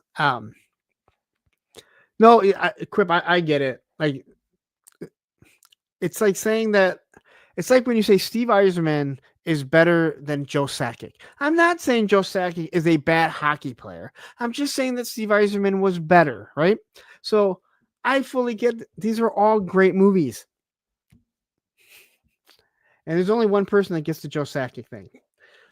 And right now, Kenzo is typing out a frantic, angry email at me because he loves Colorado. But you get some nice pictures with this, some nice shots here. But all these guys do awesome, they do some awesome photography. There's no doubt about it. But again, I've heard people complain. And I don't get it. You don't have to buy everything. You really don't. That's what shocks me. And the fact that no one believes that, hey, there are always people coming into collecting. Just go look at the G.I. Joe Facebook groups and you will see how many people are just coming into G.I. Joe Classified. So here is old Ben Kenobi with his yellow lightsaber on the package. And if you don't know, he had a yellow saber on the package, which he never had in the movies. Jeff says, I wouldn't mind moving to Colorado. My folks summer. Hey, I'm not saying anything's wrong with Colorado. I'm not saying there's anything wrong with Colorado. I'm just saying. And 610 says, go Leafs, standing strong in round 2. Things like this make me want to ban you. Poor Leaf fan. I don't know. They're not poor. Leaf fan thinks that they've won the Stanley Cup every single year. Yet it has been since 1964, I believe. Yeah. So I do think that this Obi-Wan Kenobi looks really good. The soft goods are awesome. Again, why we're getting so many good soft goods with the Star Wars figures and not with the Marvel ones make absolutely no sense to me whatsoever. But I do think that this face sculpt looks really good. This looks a little bit better than the one that we had in the the late 70s, early 80s with the vinyl cape.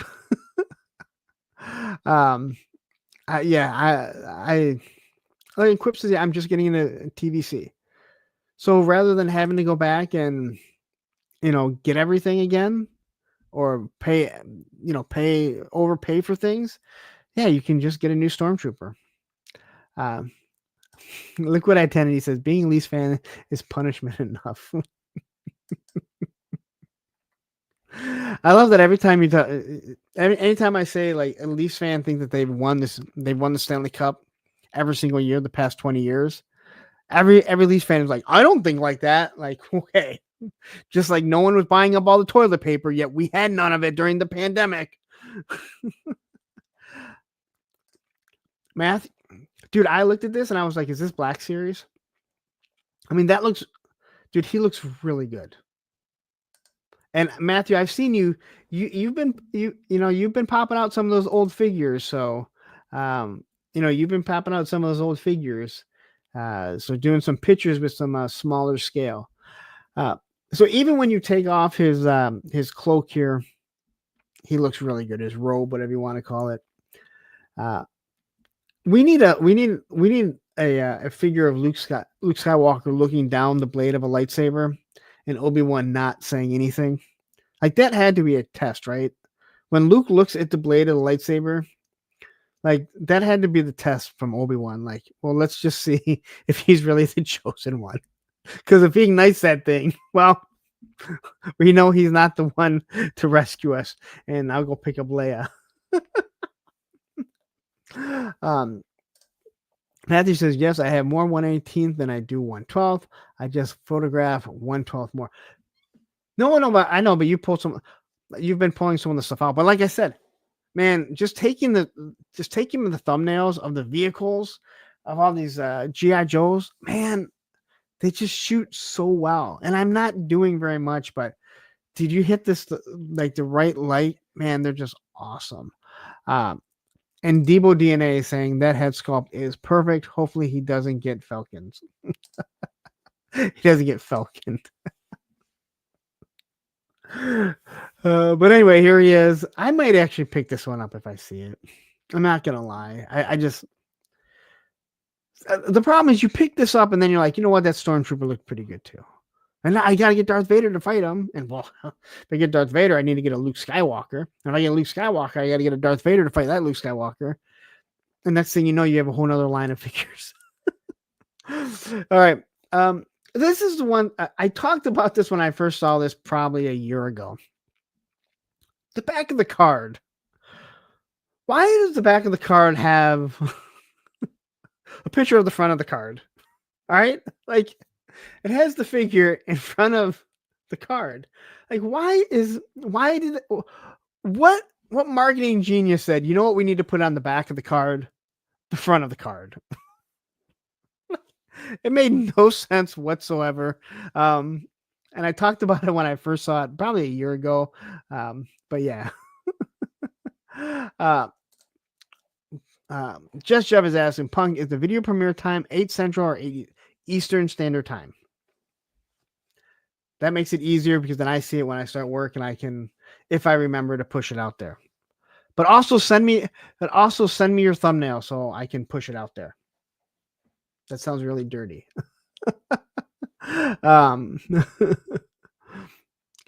anyway, I'm just kind of reading through some of this stuff.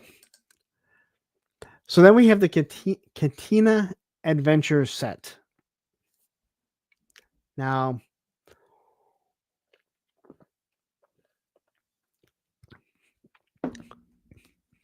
this is going back. This is saying, let's do cardboard. People love cardboard. There is something about it. I'm not going to lie. So here's Greedo. I know I normally say Guido. That's just something that I've picked up over the years. I'm sorry. Cantina. Come on, man.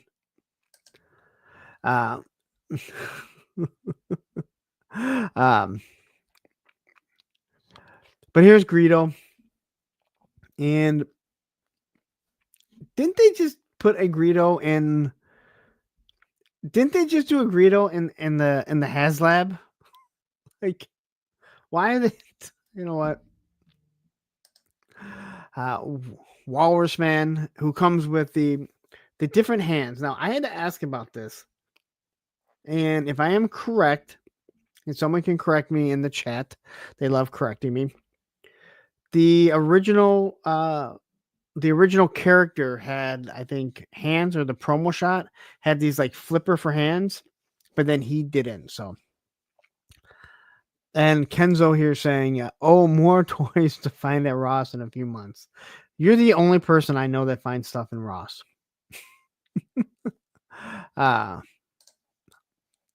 Look what I didn't say. Greedo without an orange vest doesn't work for me. Oh yeah, you're right. He doesn't. Yeah, it's weird. Like, yeah, I knew something seemed off about him. Hammerhead. His blaster looks way too small. Yeah. Okay. So yeah, that. Now I think Matthew. I think you were the one that actually. I think you were the one that actually told me about the flippers, or whatever they are.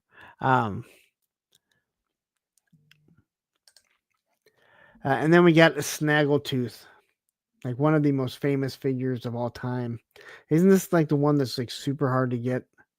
Or no, that's maybe the pig guys. He's wearing a romper. Are you talking about him? Wait, which one's wearing a romper? This one?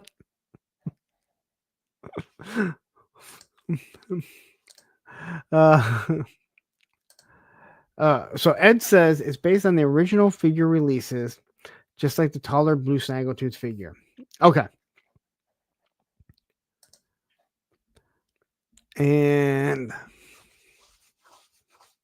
okay, so okay, just Jeff corrected me. He's not difficult to get. He's just expensive as shit. Okay. All right. Thank you for correction. Yes, I see the romper. I do. I see the romper, Derek. All right. And then you have the pretty cool cardboard background.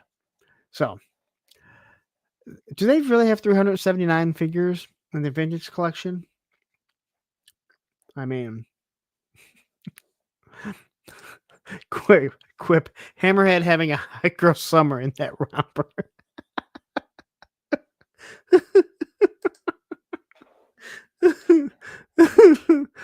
That made me laugh. No, Shark Guys toy review jumping in. Hey, Punk and friends, just checking in and seeing if I can land a free channel membership again. Well, if someone donates it, I guess you might be able to.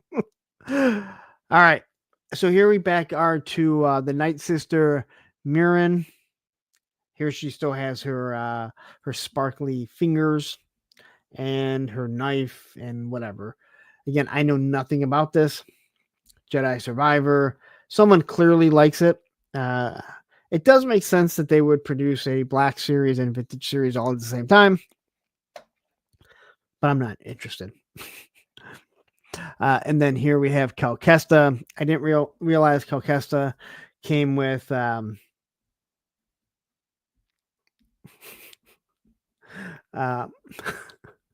Larry or Lawrence from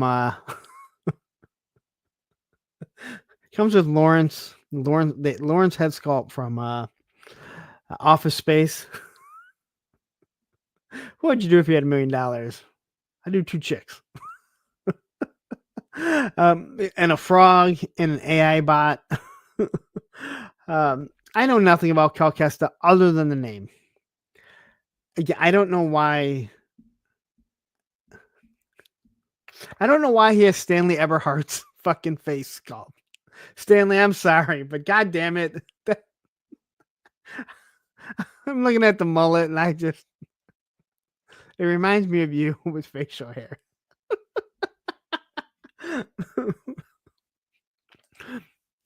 And then we have the one that everyone has wanted, Dash Rendar, I think that this is one of those figures from the Shadows of the Empire book, which is such a good book. I don't read. I hate reading. I might as well just put myself to sleep. But I think this figure looks really good. And if he was one of the figures that, like, if they scaled G.I. Joe, this is one that I'd probably pick up and fudge into my line. I just think he looks really good. This guy is a handsome looking man, even as an action figure. So I think I think this is going to be the one that everyone has. It'll probably be available everywhere, but or at least available on all the fan channels. It probably won't be hard to get, but I think everyone is excited for this. Then we have Han Solo. He just he doesn't look like Harrison Ford. He doesn't look like Harrison Ford in the past, in the present, or the future. He looks nothing like Harrison Ford. I just kind of like I like the shot of him, doing this thing. But there you go. If you need a Han Solo, you can get it. But that looks nothing like Harrison Ford. It looks really bad. And the face sculpt doesn't look bad, just if you don't want it to look like Harrison Ford. Chewbacca, as some girl once referred to him, is Chewbacca. His bowcaster. Chewbacca is one of those weird ones because we all thought of Chewbacca as being really big, but in actuality, he was thin and lanky. And we all know that he was a smaller Wookiee on his planet. But then Power of the Force came, and he was clearly on a decacycle because he bulked up really nicely. But then he clearly got off it and realized like he was not meant to be working out. So, but I think this looks really good. This head sculpt looks really good. Quip says Harrison Ford's likeness is really hard to capture. His toys are usually slightly off, sort of like Bret Hart figures. All right. Quick question. I don't watch wrestling anymore, but I did see Bret Hart on stage with Steve Austin when they were inducted into the Hall of Fame for their match. When the hell did Bret Hart become Ric Flair? Like I thought it was Ric Flair, and then I realized, oh, that's fucking Bret Hart. Dark Eons says Chewie went on a diet. Actually, this is how I think Chewie is supposed to look. But he lost some weight compared to the the Power of the Force. Yes, Hurricane Live. Steroids. I love that part in Thor. Like, there's nothing better than when they say steroids, and yeah. My guess is he took some steroids to get to that point. Because he bulked up pretty good. But I think this looks good. And he can actually hold the bowcaster. They're trying to make him look like he can run on one foot. Hopefully he does not on a stand, because stands are stupid. And then here's just a shot of their height differences, which is good.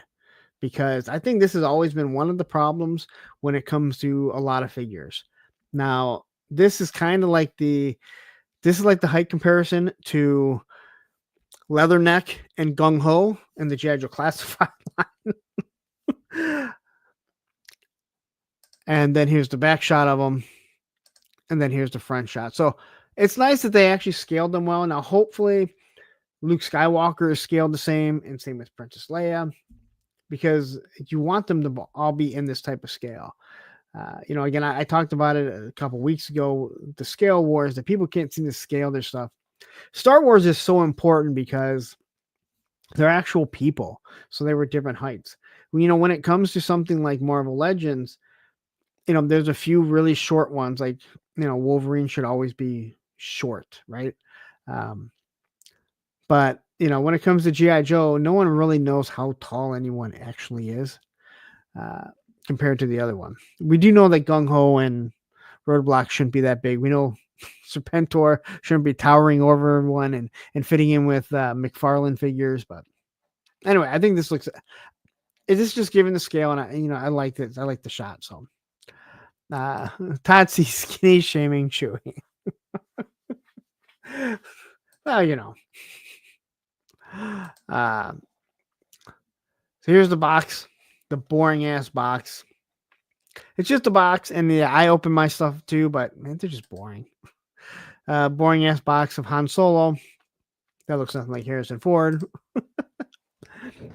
Here is the Shore Trooper and the Death Trooper, and they got some height difference on them too. So I'm not a fan of either one of these. The Shore Trooper is like a mix of a biker scout and a stormtrooper, or the new stormtroopers, whatever they were called. They were awful. Look what I didn't say. Still waiting for Black Series to do a proper scaled IG-88. Do they not have one? It seems like that would, that seems like it'd be really easy. It seems like that would be really easy. But they do look good. I'm just not a huge fan of these outfits, like these suits. But they are pretty accurate, so I'm not going to complain about them. It's just how they're, how they look. And Quip saying, yeah, Rogue One is my jam. I think Rogue One is a wonderful movie. They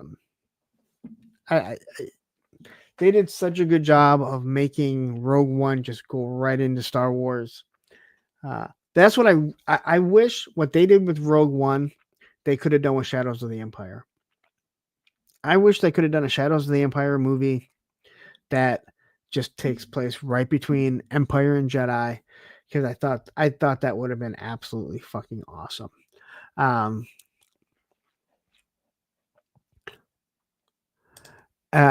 Short Trooper is someone biker scout punk.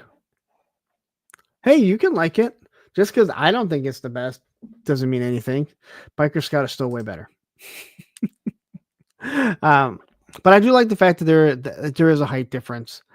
Again, that just brings all types of perspective and depth into your collection. So there you go. It was available as of yesterday. Hasbro Pulse. I don't know if they're available because I haven't looked. So here we have another Sand Trooper. Again, I think the Sand Troopers are awesome. There's just something about that little pauldron that they have. With their little guns, again, pretty sweet. So if you wanted Sand Troopers, again, I say always have army builders. Need to always have army builders. Clone Lieutenant, was it Gale? All the clones look the same. Why is that? Why do they all look the same? Yellow stripe down it. He's got some, I think, cloth in the back, so soft goods. And then he's got I hate these blaster pistols. They remind me of all right, someone tell me that these do not look like backwards phasers from Star Trek, the original series. That's what they look like. And I always hated this because I feel like it's a rail system where they took off the top of the Stormtrooper gun.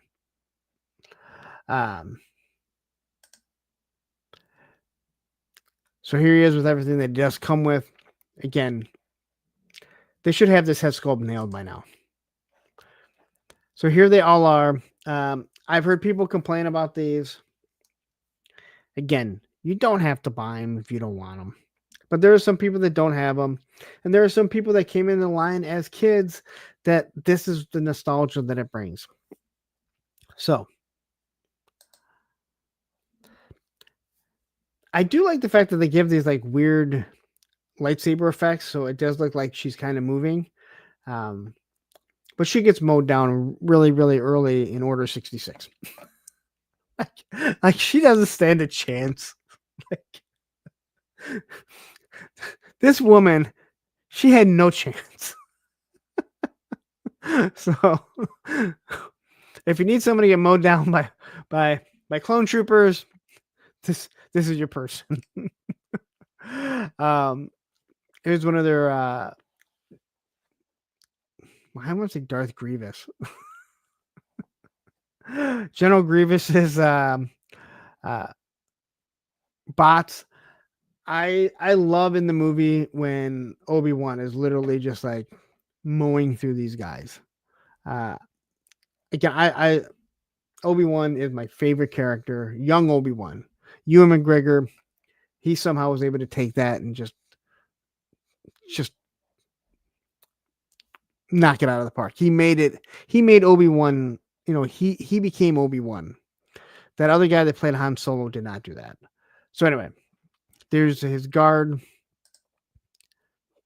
These are only at Walmart, so good luck getting them. And then there's this. I just wanted to Ezra Bridger's lightsaber. I think it's like $220, $250, something like that. It's the same price as an FX lightsaber. The good thing is they did not try and make it a HasLab. They did not try and make it a HasLab. Why did anyone think trying to make a lightsaber of someone that you didn't know was a good idea? I don't blame Hasbro for that. I fully 100% put that on Lucasfilm because they thought that was awesome. But anyway, that's all the Star Wars stuff. It was a lot. But quickly here. Stanley, I heard you hate when I put chapstick on.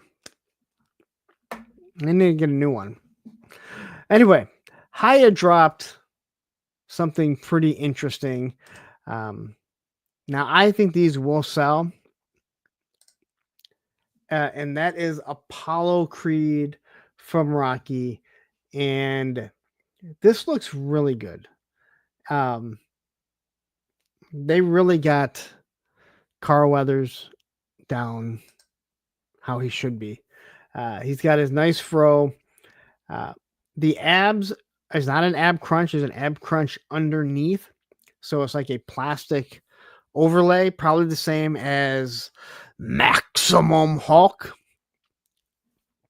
But the trunks look good. They're not oversized.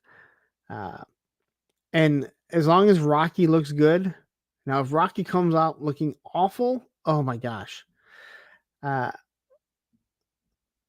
Because I don't think that I know people absolutely love the Rambo, but I don't think that he looks like Al Pacino. And once it was pointed out that Rambo looks like Al Pacino, we could not see it. Quip says you need to get a clip of Goodbye Horses to play for Stanley every time you put on chapstick.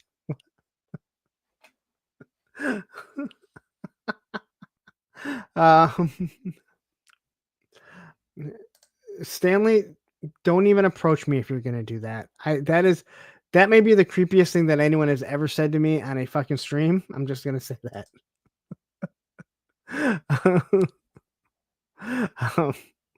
So anyway,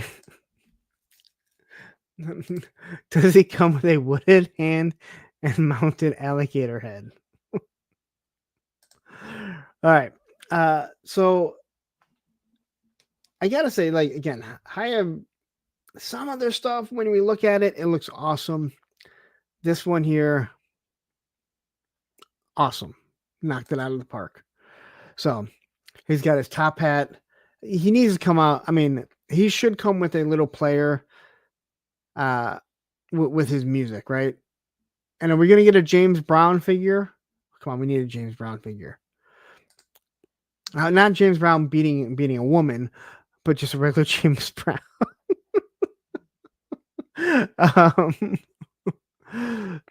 But I will be interested to see how well he stands, because I look at this shot right here and it worries me because his toe isn't on the ground and his heel isn't on the ground. And it makes me wonder if it's going to be one of those where, yeah. Yes, Anita Rick James. I agree. Now, I am trying to overlook these shoulders. They really look very kibbly. Not a big fan of this at all. That's the only strike that I see. But I also understand that if you want good articulation, you got to take the good with the bad. But there is something about these shoulders that are very McFarlane-esque there.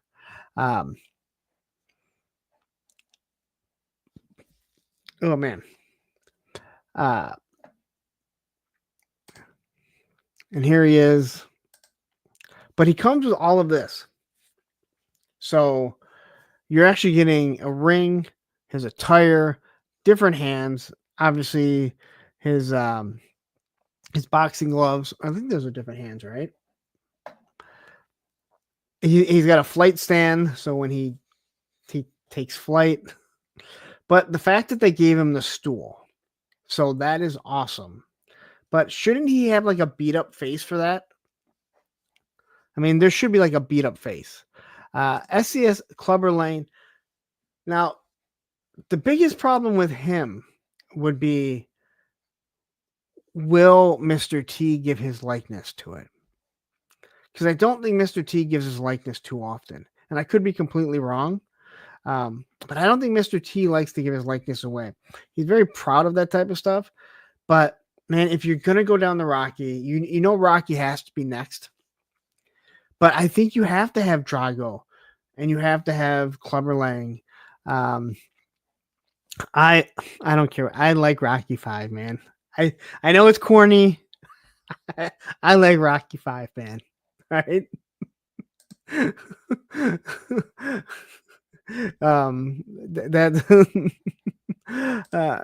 Tech 49 jumping high is not good with legs. They always look scrawny. He didn't have very big legs though. If you remember, he did not have very big legs. Well, okay, so here's the whole thing. I don't think that this is. Well, is this wait? See, this is Rocky. So this is not from when he gets killed, I don't think, right? This is not from Rocky 4. This is from Rocky. I mean, it could be the same one, but I did say you need the Rick James. Well, I'm trying to think, how does he come in Rocky?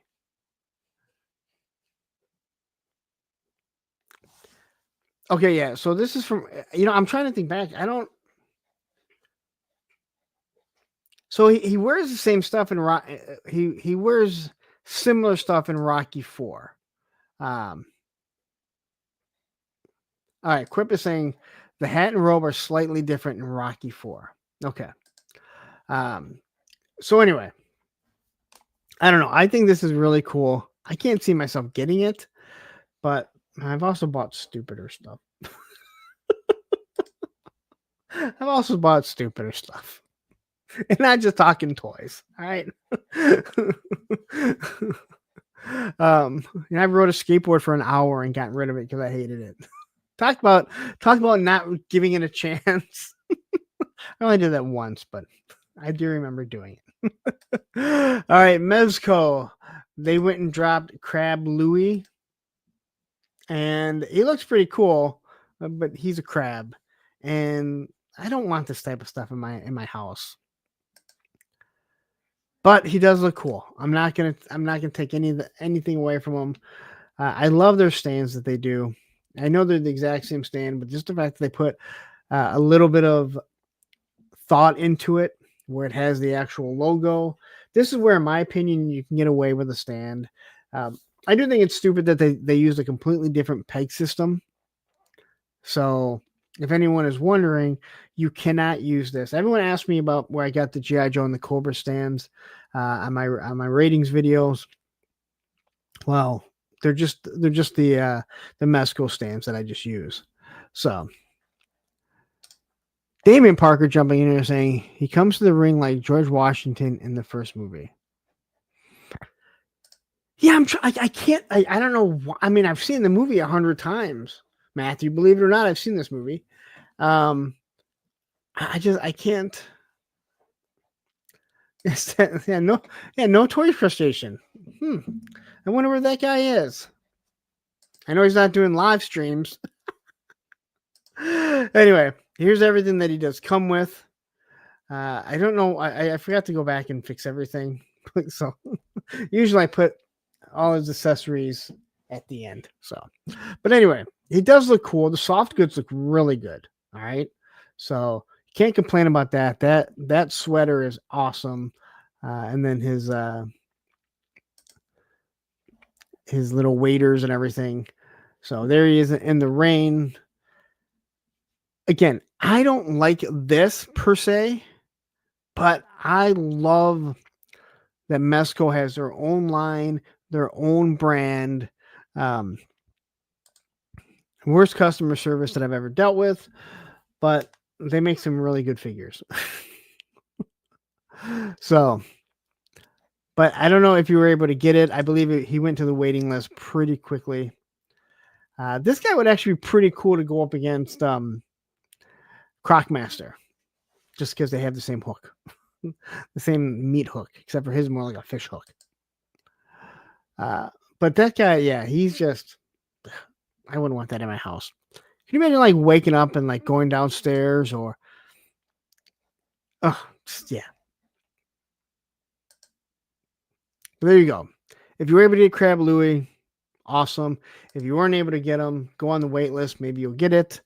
But all of these crustaceans are just very nasty.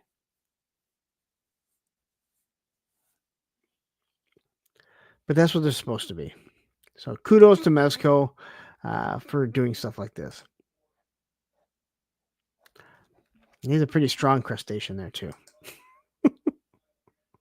All right. Odin01 jumping in here saying, I'm not really sure why Doc Knock fights crustaceans, but I picture different villains for him. I got the Decapad gang because they can easily be used as human goons, but not this guy really. No, yeah, you're not. Well, I don't know. If you saw the movie Mask, what was it called? Mask? What was the one with Rocky? It was called Mask, right? Brandon says, I realized today that Punk reminds me of the Yup dude from Storage Wars. I've never watched Storage Wars. So I'll take your word for it. I'm assuming it is a shot at me because you love to take shots at me too. Beardy McBearderson says, if you ever had crabs, I imagine this is why you would not like, or what they would look like. Yeah, I have not. And that kind of scared the shit out of me just even thinking about that.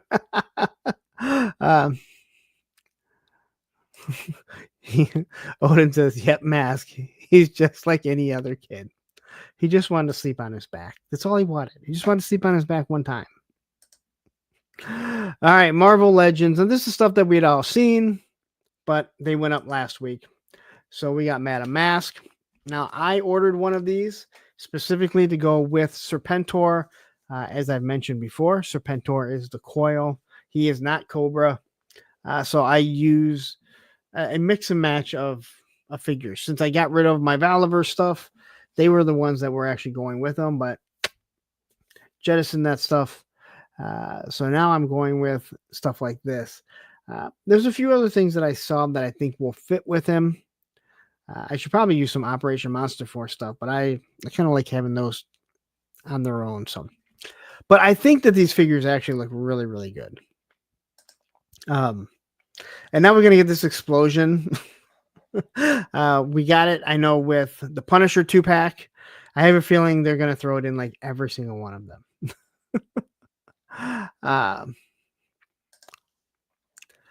So this is Deadshot.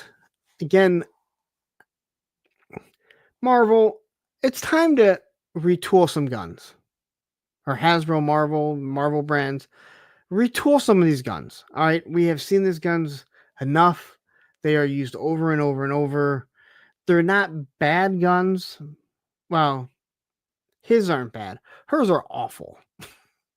Hers are awful. All right. Oh, did I say? Yeah, I'm sorry. Crossbones. I'm sorry.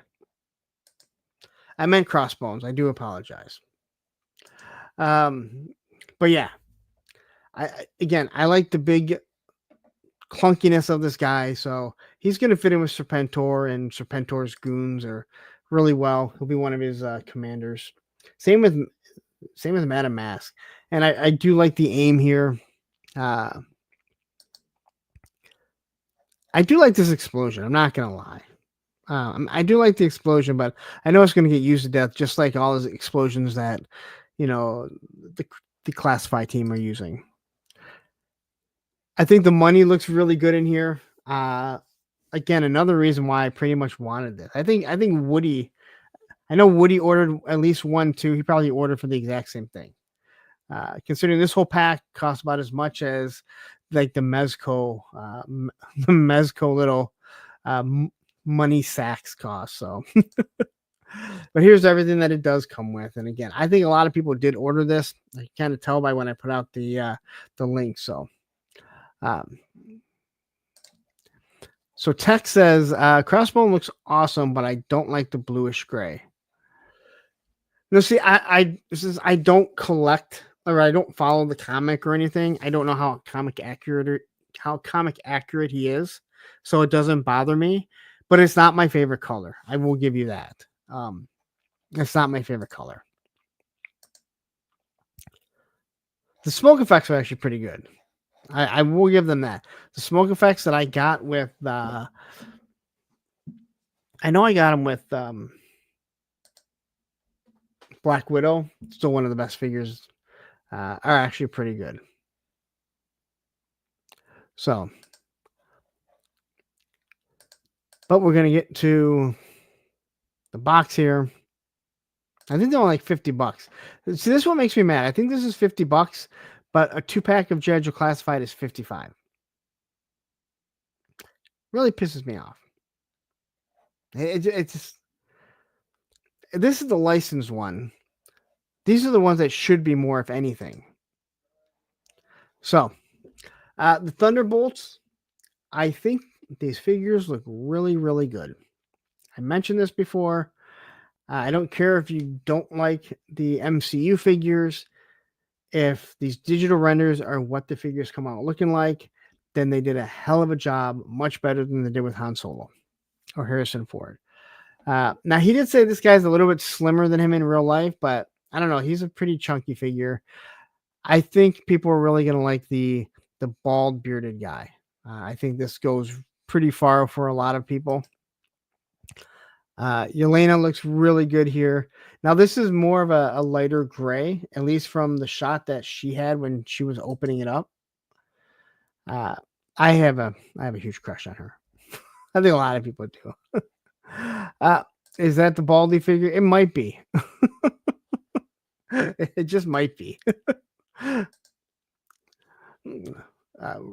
I'll say this: Baldy isn't that big, though. So, hopefully, this is a decent buck for people that want it. I did order one because I needed to test out Entertainment Earth. So here's the 2-pack, father and daughter. All right. And then we have the 2-pack of Sentry and U.S. Agent, or Bob.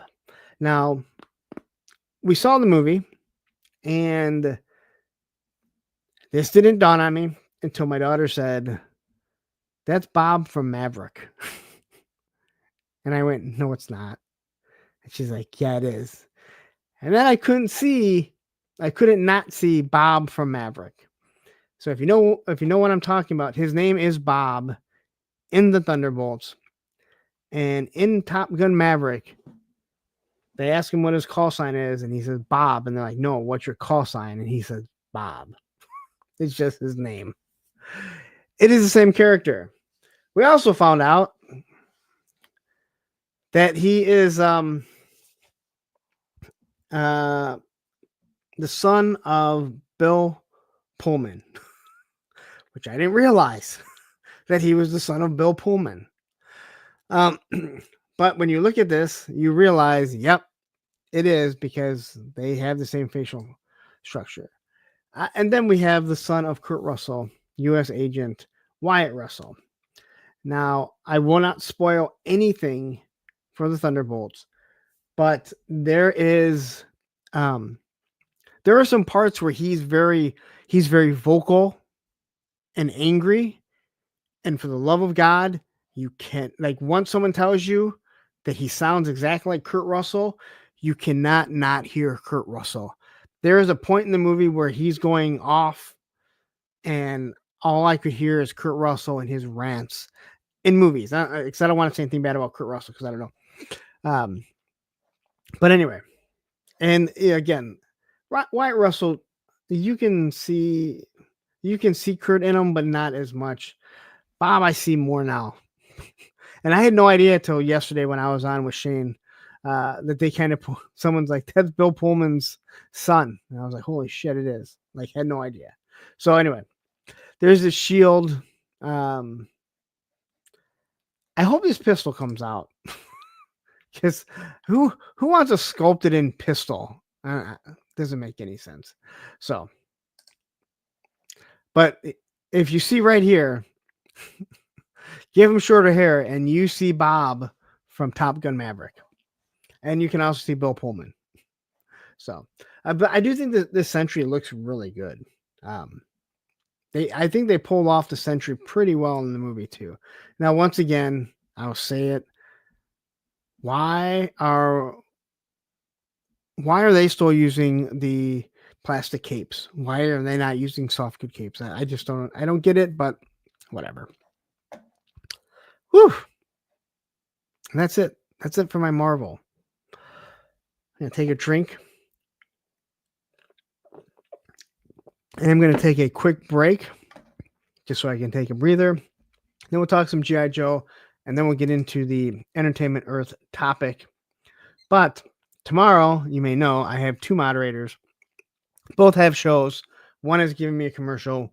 One has not. So you get the commercial of someone who gave it to me.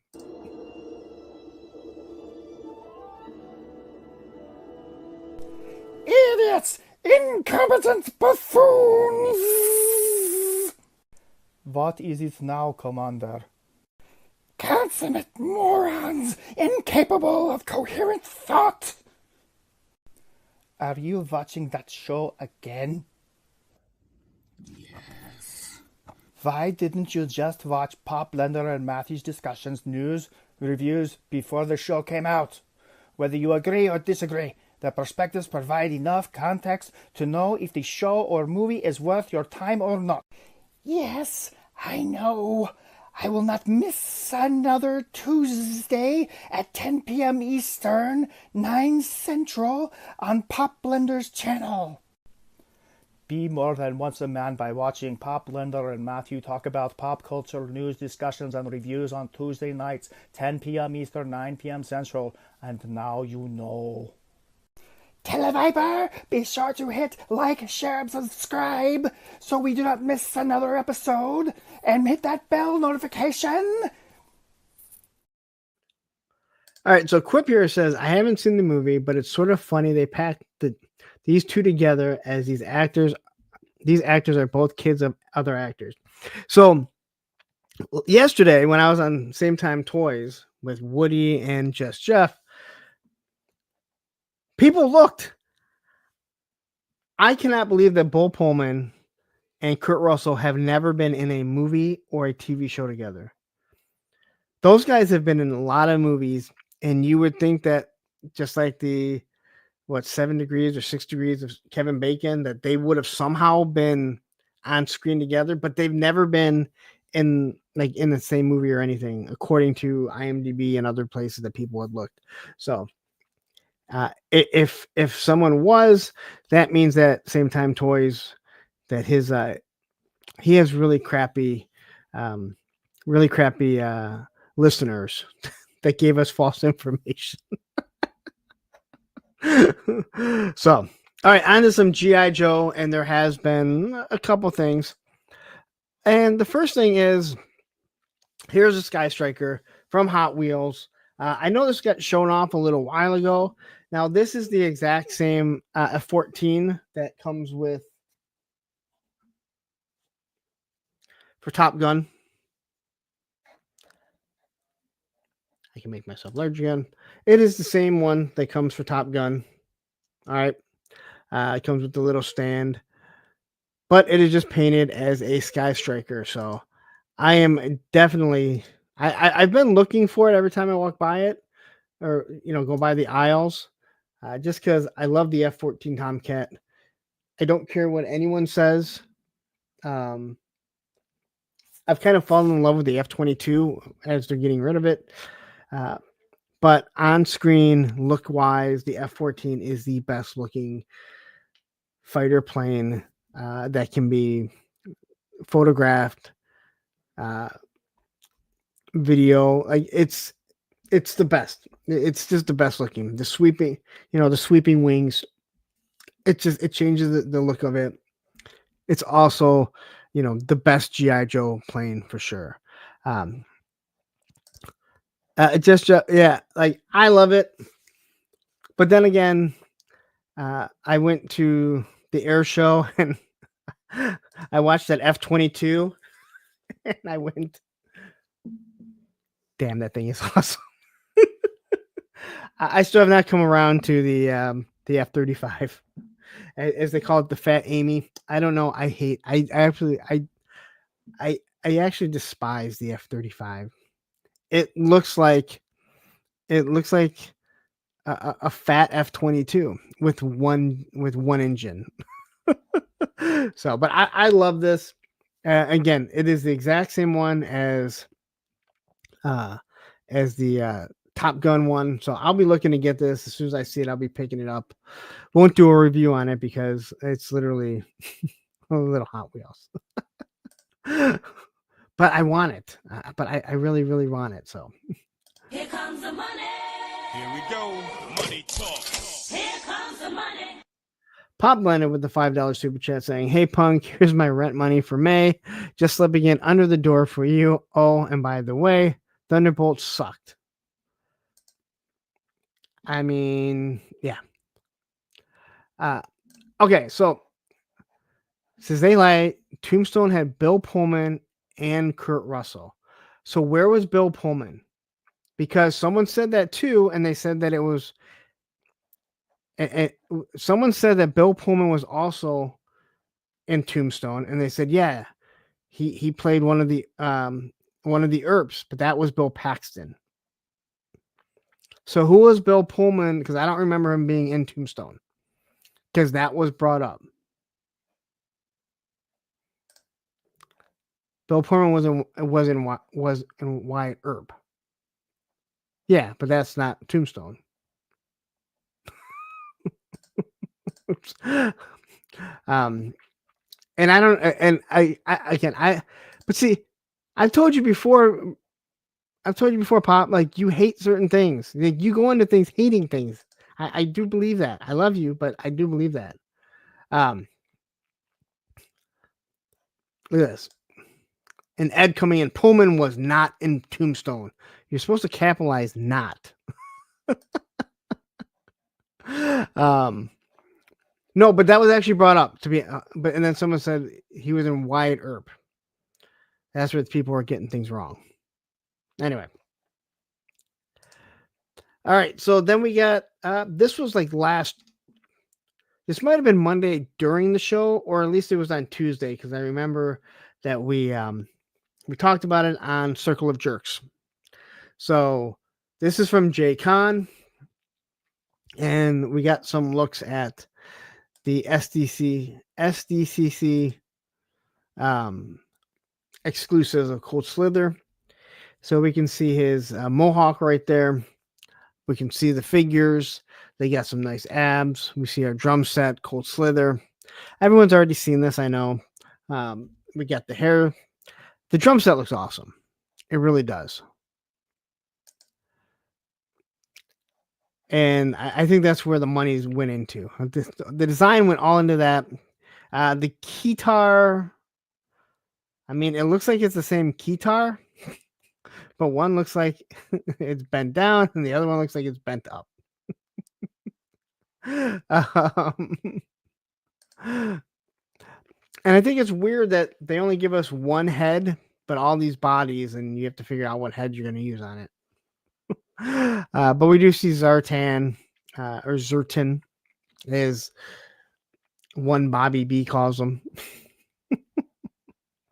But again, if I'm definitely going to try and get this, I think this is the perfect type of convention exclusive. It's not something anyone needs, but it's something that a lot of people would like. And there's his hair. J-Con's all over this. These goggles or the glasses look better. Hopefully they stay on properly. We know Classified's issues with glasses. I kind of wish they just make them so they're on, especially for some characters that we don't. I don't think we ever saw the Dreadnoks without them. So.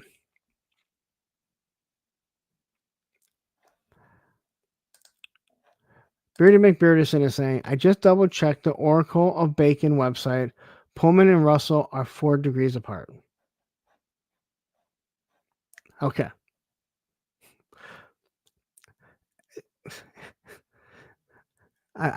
Is there a real website for the Oracle of Bacon? Like, is there really? Like, I might be asking a really dumb question, or I might be asking something that you're like, no, there really is one. Viper Scout says Top Gun, Sky Striker, Jetfire, Valkyrie, Final Countdown is the F-14 in more media than any other jet. I can say yes to that because I swear I get the F-15, F-18, Fs. They all start to blend together. The swoop wings just that changes it. There haven't been enough F-22s.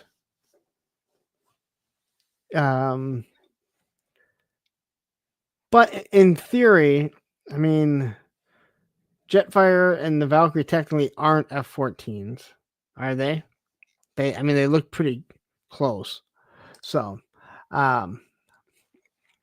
Pop says, I love when people start defending. I don't go into MCU hating it. I wish it was as good as prior to 2019, just like Star Wars. I don't consume product and then get excited for the next Okay, just because something's not as good as it used to be doesn't mean that it's bad. And Beardy McBeardison says, I should be arguing with someone. I should be arguing with someone who just sent a super chat. Yeah, it's the 6 degrees of Kevin Bacon, but you can put any actor's name in the search engine. Okay, I didn't need to know that because now I will be up all night. Stanley might. Well, I'm trying to think. Is the A10 Warthog really in that much media? I know people love it. It is. I mean, it's in the Terminator. And then it's the Cobra Rattler, but I'm just trying to think. Tech, I'm with you. I like the Thunderbolts. I didn't think it was bad. My son was like in love with it, and I think it's good.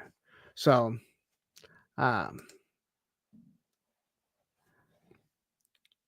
right. Anyway, you guys all seen this, so let's get to this here. So, JB. I saw these on the Full Force. JB posted these pictures. Now, this is the green shirt. And, of course, they gave them two different colors. You got a black character and you got a white character, which is really good. This way we can create. Now, I know there are some creators that say they are the first person to ever do this, and they're super original, and that's great and all, but, you know, people copy stuff all the time. You get the helmet, and I know a lot of people have wanted green shirts, so I think this is really good. I know a lot of people say, "Why does an elite team need soldiers?" Well, you all need some sort of support. I mean, you need guards for your base. I mean, you don't want your, you don't want your, you don't have the Navy SEALs guarding your base, right? You have the grunts. um, but I think these do look pretty good. Now, I do find it interesting that they went with Stalker's gun rather than the M16. Now, clearly, you need the laser rifle. I get that, but you should have given an M16 because this is not a soldier's weapon. This, the submachine gun. So, luckily, I have more than enough guns from other companies. um,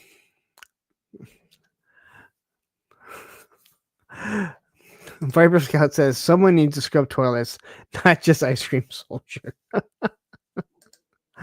Yeah.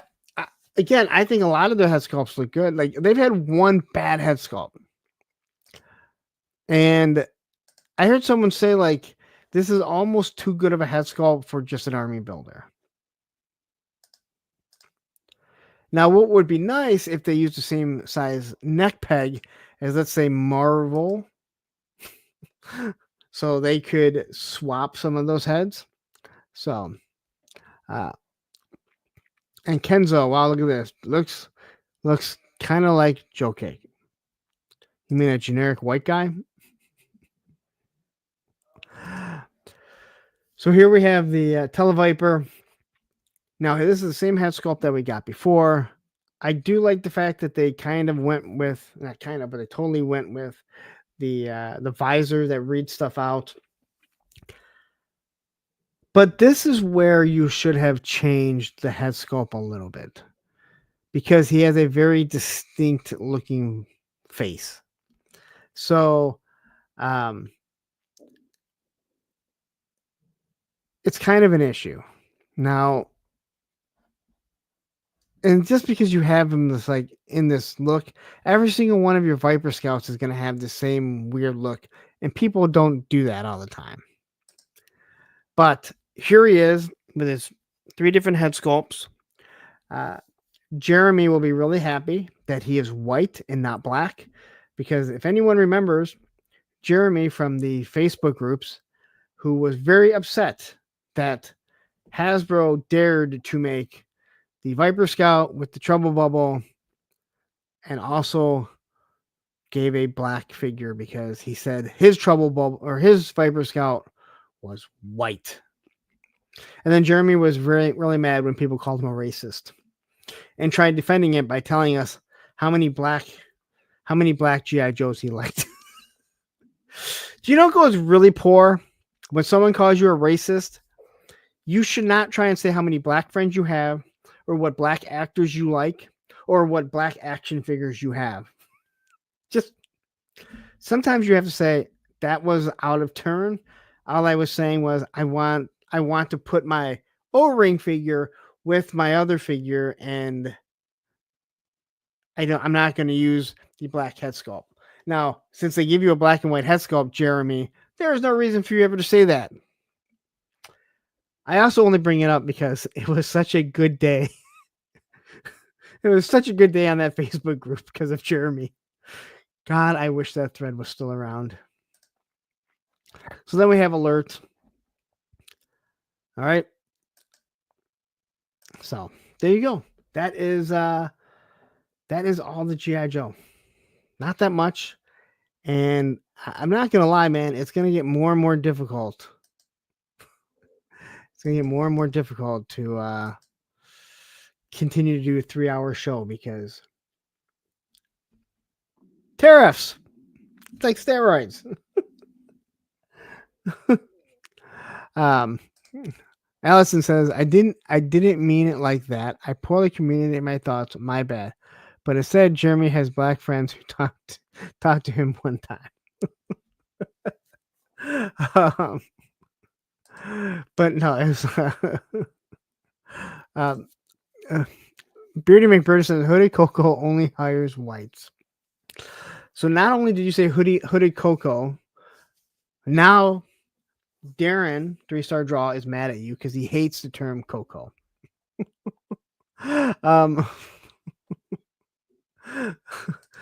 Jeremy's Allison saying, poor Jeremy, still sad black people exist. No, he wasn't. He liked Roadblock and he liked Stalker. Seriously, that was one of his comments when people started calling him racist.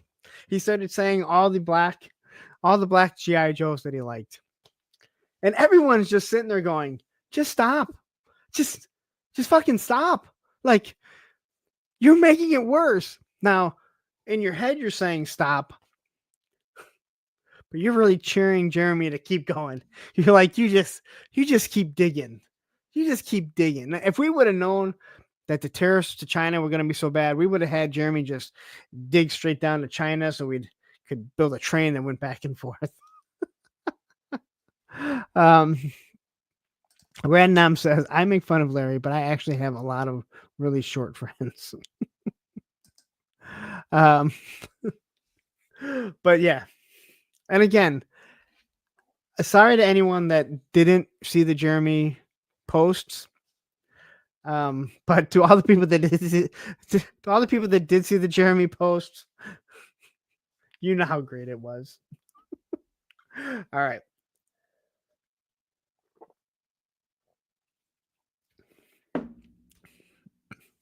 So now let's talk about Entertainment Earth. The thing that 58 of you have waited to hear. How does Entertainment Earth dumping the affiliate account affect a Punk with Toys? Not very much, because no one buys anything from Entertainment Earth because they take forever to get.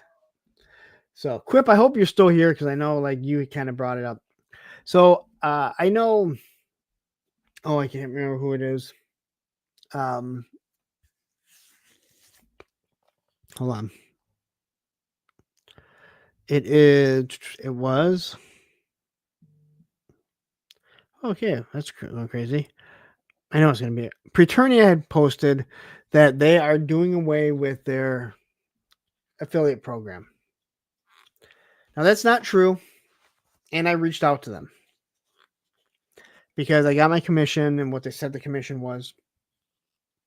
So I reached out to them because we still have all these links. Everyone has these links still in their stuff. And so what we were told is that on the 30th of last month, they were done with the affiliate links. Now, affiliate links are very helpful for channels like mine and others that use it. Again, as a YouTuber, there are certain things that we need: cameras, microphones.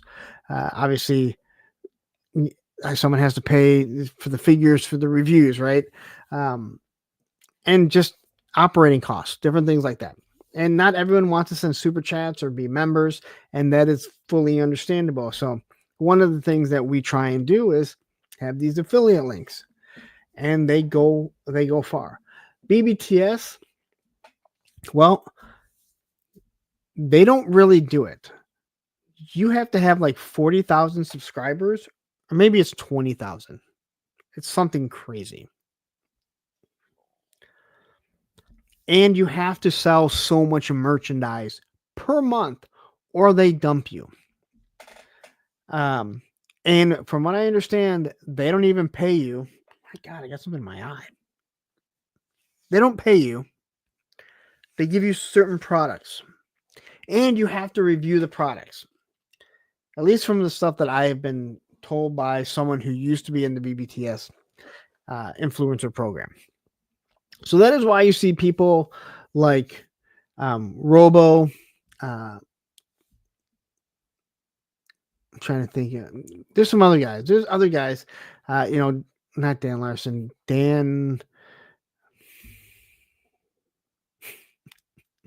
All these Dans. Dan Larson, and Dan Pixel Dan. There's a whole bunch of other people. I know some people will start. Tony knows who they are. I can't think of they are. Anyway, so that is the reason why you see all those guys got Operation Monster Force and stuff like that. And that's perfectly fine. I have no problem with that. There's a lot of people that do not like the fact that these guys get product early, that they get it for free. I don't care. All right. Say what you want. We are all of us that are doing YouTube like this, we are working. And if that is something that you can get into and be part of, awesome. And that's how BBTS, I believe, they operate. I don't know if Big Nerdy does anything. Hella Dope Toys and I, we have an agreement, where you use my code anytime that you go there, APWT, you're getting 10% off anything, whether it's in stock or pre-order. Amazon. I push the Amazon links. I don't expect to get a lot from Amazon when you order a figure. The hope is when you go in there and you use one of my affiliate links, and this is everyone, and it doesn't matter if they're in toys or electronics or using an Amazon link. The hope is you go in there, you buy that Cobra Commander, and at the same time, you're like, hey, you know what? I need a dishwasher. And you buy a dishwasher, and you're like, you know what? I need a new barbecue, and I need tools, utensils for my barbecue. All that type of stuff, it adds up. Okay? I've told you guys before, Allison hits me up every single time when she orders stuff off Amazon, and she's like, hey, create a link. And she recently moved. And thank you, Allison. It has been awesome. All that stuff goes right back into the channel. So I'm just kind of giving you a breakdown of how these affiliate links work. So Entertainment Earth recently, they had one. Now you'll see me post affiliate links when I sell, when something goes up. And normally I put up Amazon and I put up Entertainment Earth. I don't expect a lot of people to go to Entertainment Earth because they take forever to get. Amazon is easier. Everyone has an Amazon account. Now, Entertainment Earth has jacked up the prices in anticipation of the tariff charges. So, I know Fraternia and others had said that, they're done with their affiliate accounts. And that it's a bad move, which I agree it was a bad move. So I reached out, because I went in actually on May 1st, and I put in an order, and then I put in my affiliate code, and it said that it has expired. So I reached out to him and I said, hey, I'm an affiliate. I just want to know what's going on. Did you guys end the affiliate codes? This was the response, and you can see affiliate May 1. Okay. It says, hello, an email regarding vanity codes was sent to the email address associated with your registered account on 4/23. I've included the message below in case you missed it. So April of 23, what was it? Yeah, April of 23 was when I registered this. God, I can't believe I had one that long. So it says, we're reaching out to share an important update regarding Entertainment Earth affiliate program and changes to ensure that you receive your earned commissions. As part of the efforts to improve the streamline the program, we discovered there has been some confusion around how vanity codes work. Many affiliates were unaware that in order for a sale to earn commission, followers must first click the affiliate link before using the vanity code at checkout. Simply using the code without the link does not track sale and therefore does not provide credit to the affiliate. Now, this is something that I have talked about before, all right? Where if you just went into Entertainment Earth and you pre-ordered something, you could not put my code in. It always kicked back and said that that's an invalid code. All right. But if you use my link that I put out there, or you use any link that I had, and you went and ordered something, everything that you order in that, and that's how all affiliate links work, is when you go into and again, it doesn't have to be Amazon, it can be anything. If someone has an affiliate link to, Apple, everything that you buy during that session, they're getting some commission. So this was a big confusion to begin with because everyone kept saying, hey, I'm trying to use your affiliate link. So let's say someone pre-ordered, a bat. But then they also tried to order a Cobra Trooper that was in stock, and they tried using my code. It kicked back at them. There was a big, huge confusion. So it says to help eliminate confusion and ensure all affiliates are accurately credited for their efforts, we've made the decision to retire the vanity codes. So my vanity code was a punk. While existing vanity links will continue to function on current videos and content, the associated codes will no longer provide the 10% off in-stock items for followers. So they are doing away with the 10% off if you're using an affiliate link, the affiliate code. I do think this is a bad idea, but we'll talk about this. This is just the next page. Effective April 30th, 2025, all existing vanity codes will expire. Moving forward, to receive commission, please ensure your followers use the affiliate links when making a purchase. So in other words, let's say you are going to buy, a Cobra officer. Well, you no longer can put a punk in. You have to actually click a link. So you have to go to you either have to have my code or my actual link, or a link that takes you right to it. As a replacement for the vanity codes, we will provide a generic affiliate code, Earth10, which offers 10% off in-stock items, in parentheses, one-time use. Now, you're not providing a replacement. This can be promoted alongside your affiliate link for new customers. So in other words, one time you get 10% off. It says, we understand this may require a small change to your posting routine, but using your affiliate links is the only way to ensure you're credited with the sales you help generate. And we want to make sure you're fully rewarded for your hard work. Please see below, as basically gives me the credit link. Right. So they have not done away with this. But what people have been doing, I'm assuming, I never did this. I always took the time and went through each and every single one of them. So when the new classifieds come out, I get the Amazon ones, and then I get the short link for each individual character. Now, it's actually much easier on Entertainment Earth than Amazon. Amazon is a pain in the ass for new stuff. But if you're not using that link, you can no longer go into Entertainment Earth, order what you want, and then when you get to that code, type in a punk. It's gone. Or anyone. Geek Dead Life used to have one. Toy Anxiety had one. I know Toy Habits. Everyone had one, because I literally made this. It was like 12:15 in the morning. And I was like, hey, you know what? I'll try and do this. And I did it. And within a half hour, they came back with the code.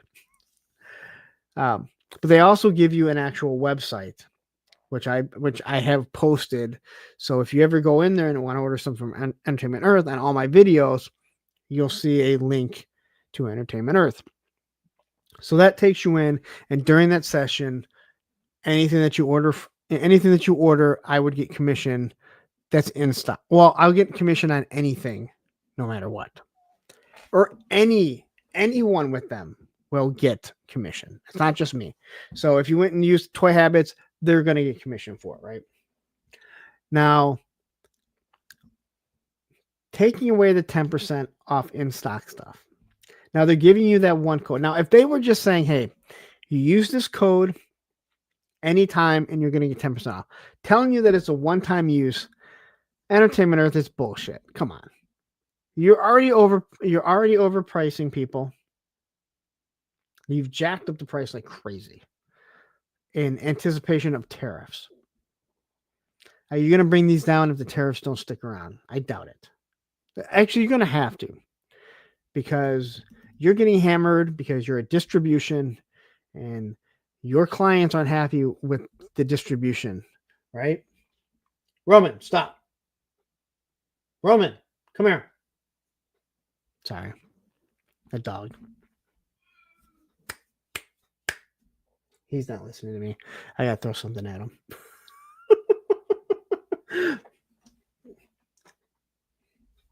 Man, driving me nuts. Anyway, so I think that their way to get around things is to give away less commission is by doing this. So now they're saying, hey, you have to do this to get it to work. And if you don't, well, you're shit out of luck.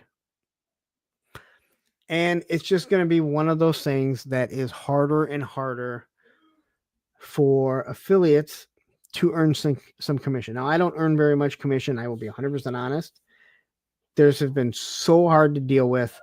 And it drives me absolutely nuts. Because you work hard, you get the links, you get the pictures, you set all this stuff up. And I've had a lot of people ask me, why don't you put a BBTS? And it's also at Hasbro Pulse. Well, I'm putting up links to where it helps my channel out. You guys already know you can go to BBTS and get it, or Hasbro Pulse. That's the reason why I do that. But Entertainment Earth, they're trying to make it so it's very different, very difficult to do this. Because they want it to be harder and harder so they get more money in their pocket. Entertainment Earth has become from all accounts that we can see, they seem to be doing things the wrong way. Now, it's great that they're keeping this, and God forbid someone watch this and be like, hey, you know what? We're getting rid of your affiliate link because of what you had to say. I'm just being honest. And, you're already charging more right now, especially now, than everyone else. And it's not even close right now. Like, they've jacked up like some of their stuff like 10%.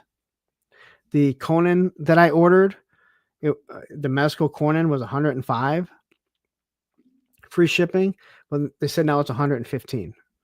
So I'm contemplating whether or not I cancel it, because they're saying it could go up even more, or it could go down. I doubt it will. So I'm thinking, why don't I just go to BBTS and order it through there? Other than I have to put down a small down payment. That's why I didn't want to do it there. Or I just wait, right?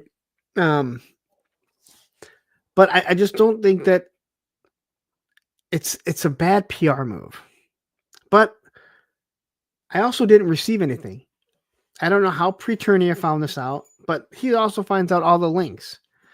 Just like Yak Face, these guys find out all the links. Like, they find all this information. They're doing this work.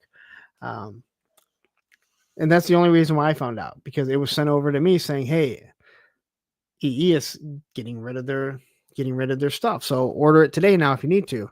So I just reached out to them. I didn't receive an email or anything till after I reached out to them. So it's one of those things where, in my opinion, don't ask, don't tell. Hey, if the affiliates don't ask and it gets spread out there that, hey, they've killed this, well, we haven't. We've just adjusted it for everyone. But if they stop using it, good for us. More money goes in our pocket. Does it sound like other people in this world? More money goes into our pocket. No one can come back and say, well, you got rid of this, and say, no, we didn't. We just altered it, but you didn't reach out to us. The fact that they didn't even bother to send me an email, and I'm assuming they must have sent it to some people, or maybe other people know people that work there that reached out. But it's, to me, like, when I first heard they were doing away with it, that was the rumor.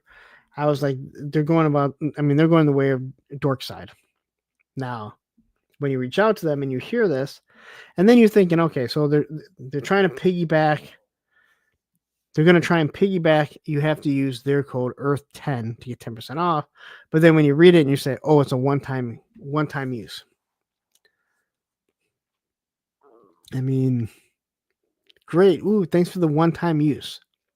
Do I have to create a new account every single time just to get that? No one's going to do that. But what people don't know about Entertainment Earth, and I think most people that watch this channel know, is that they're also the distributor for probably over half your independent toy shops. So Sergeant Reds, I know they use them. They try not to, because I don't believe the toy stores have been, and I think this is another thing, and I could, and this is just an assumption.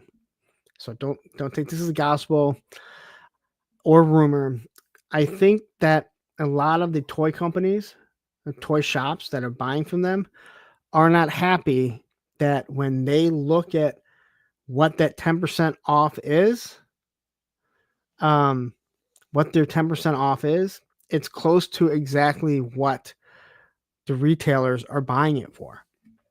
So they're saying, well, I can't even sell it for what you're offering it to these people that have, links, their own affiliate accounts.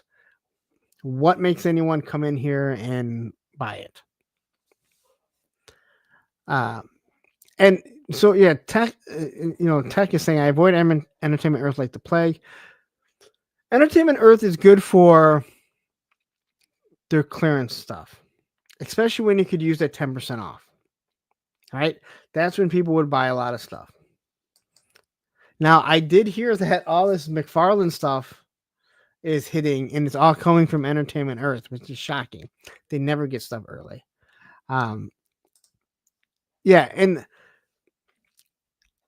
there's other companies that have wanted to do the pile of loot style, but I guess there's so much when it comes to logistics, and nobody wants to pay somebody to create it. So BBTS has that cornered, and then offering that $4. A lot of you guys have realized that $4 shipping is great if you have a big package that's coming. I can't believe I said that. If you have like a big box of stuff, but if you're not, and you want it in a timely manner, pay an extra $4 to have it shipped out at FedEx, and you'll get it much quicker.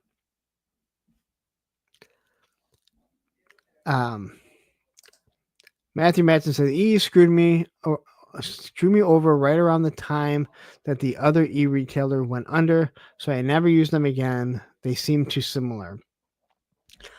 I kind of thought the same, other than I know that they are the distributor of so many mom and pop shops. And that's where that's the reason why I believe that you wait. That is the reason why their stuff gets sent out so much later than others.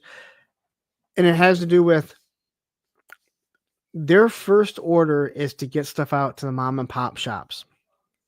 Then once they're done, they'll ship out stuff to everyone else. So if stuff's in stock, then great. Jump in there, order what you need. But the pre-order stuff, it almost seemed like a waste. Now, they don't charge you anything up front. BBTS has started to on higher priced items. That's kind of disappointing, because if you cancel it, it's non-refundable.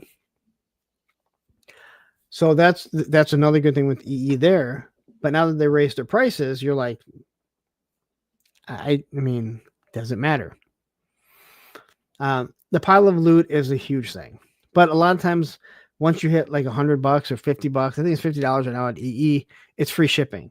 So if you ordered two things, one's on pre-order, if one's on pre-order and one's in stock, they'll ship the one that's in pre-order or one's in stock for free, and then they'll ship the next one once it comes in.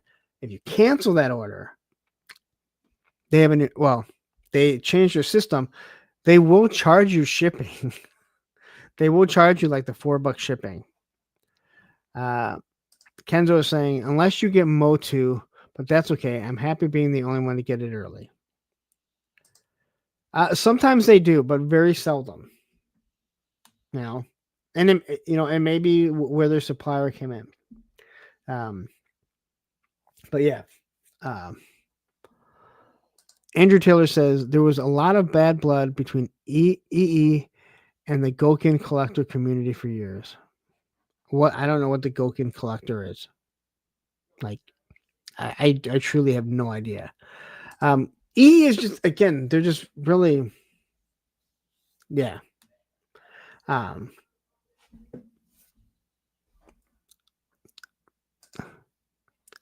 even, no. So, okay. So if you order like a Mezco from BBTS, if you ordered if you ordered the whole, like Operation Monster Force, the whole package, like the last wave, not just Operation Monster Force, but they had another one too. If you order the whole thing, there's a non-refundable down payment. And it's right there. They tell you. It's not like in the pile of loot where it's not like the pile of loot where, let's say something comes in, you get charged $25 for the classified figure. You totally forgot. Then and then you say, well, you know what? I don't want this. I'm going to cancel it. Then you get the $25 credit. This is a non-refundable stuff because they get stuck with these high price items. And I do understand. I fully understand why they do it. But when I looked at the Conan, I was like, I don't have to pay anything down up front. And if I decide to change my mind, maybe Sergeant Red gets it in earlier, I'll get it through there. Because I've seen a lot of toy stores get Mezco stuff before Mezco, before BBTS, before Entertainment Earth. It's frustrating. And then a Japanese die-cast robot. Okay. So it is one of those. It's just one of those things.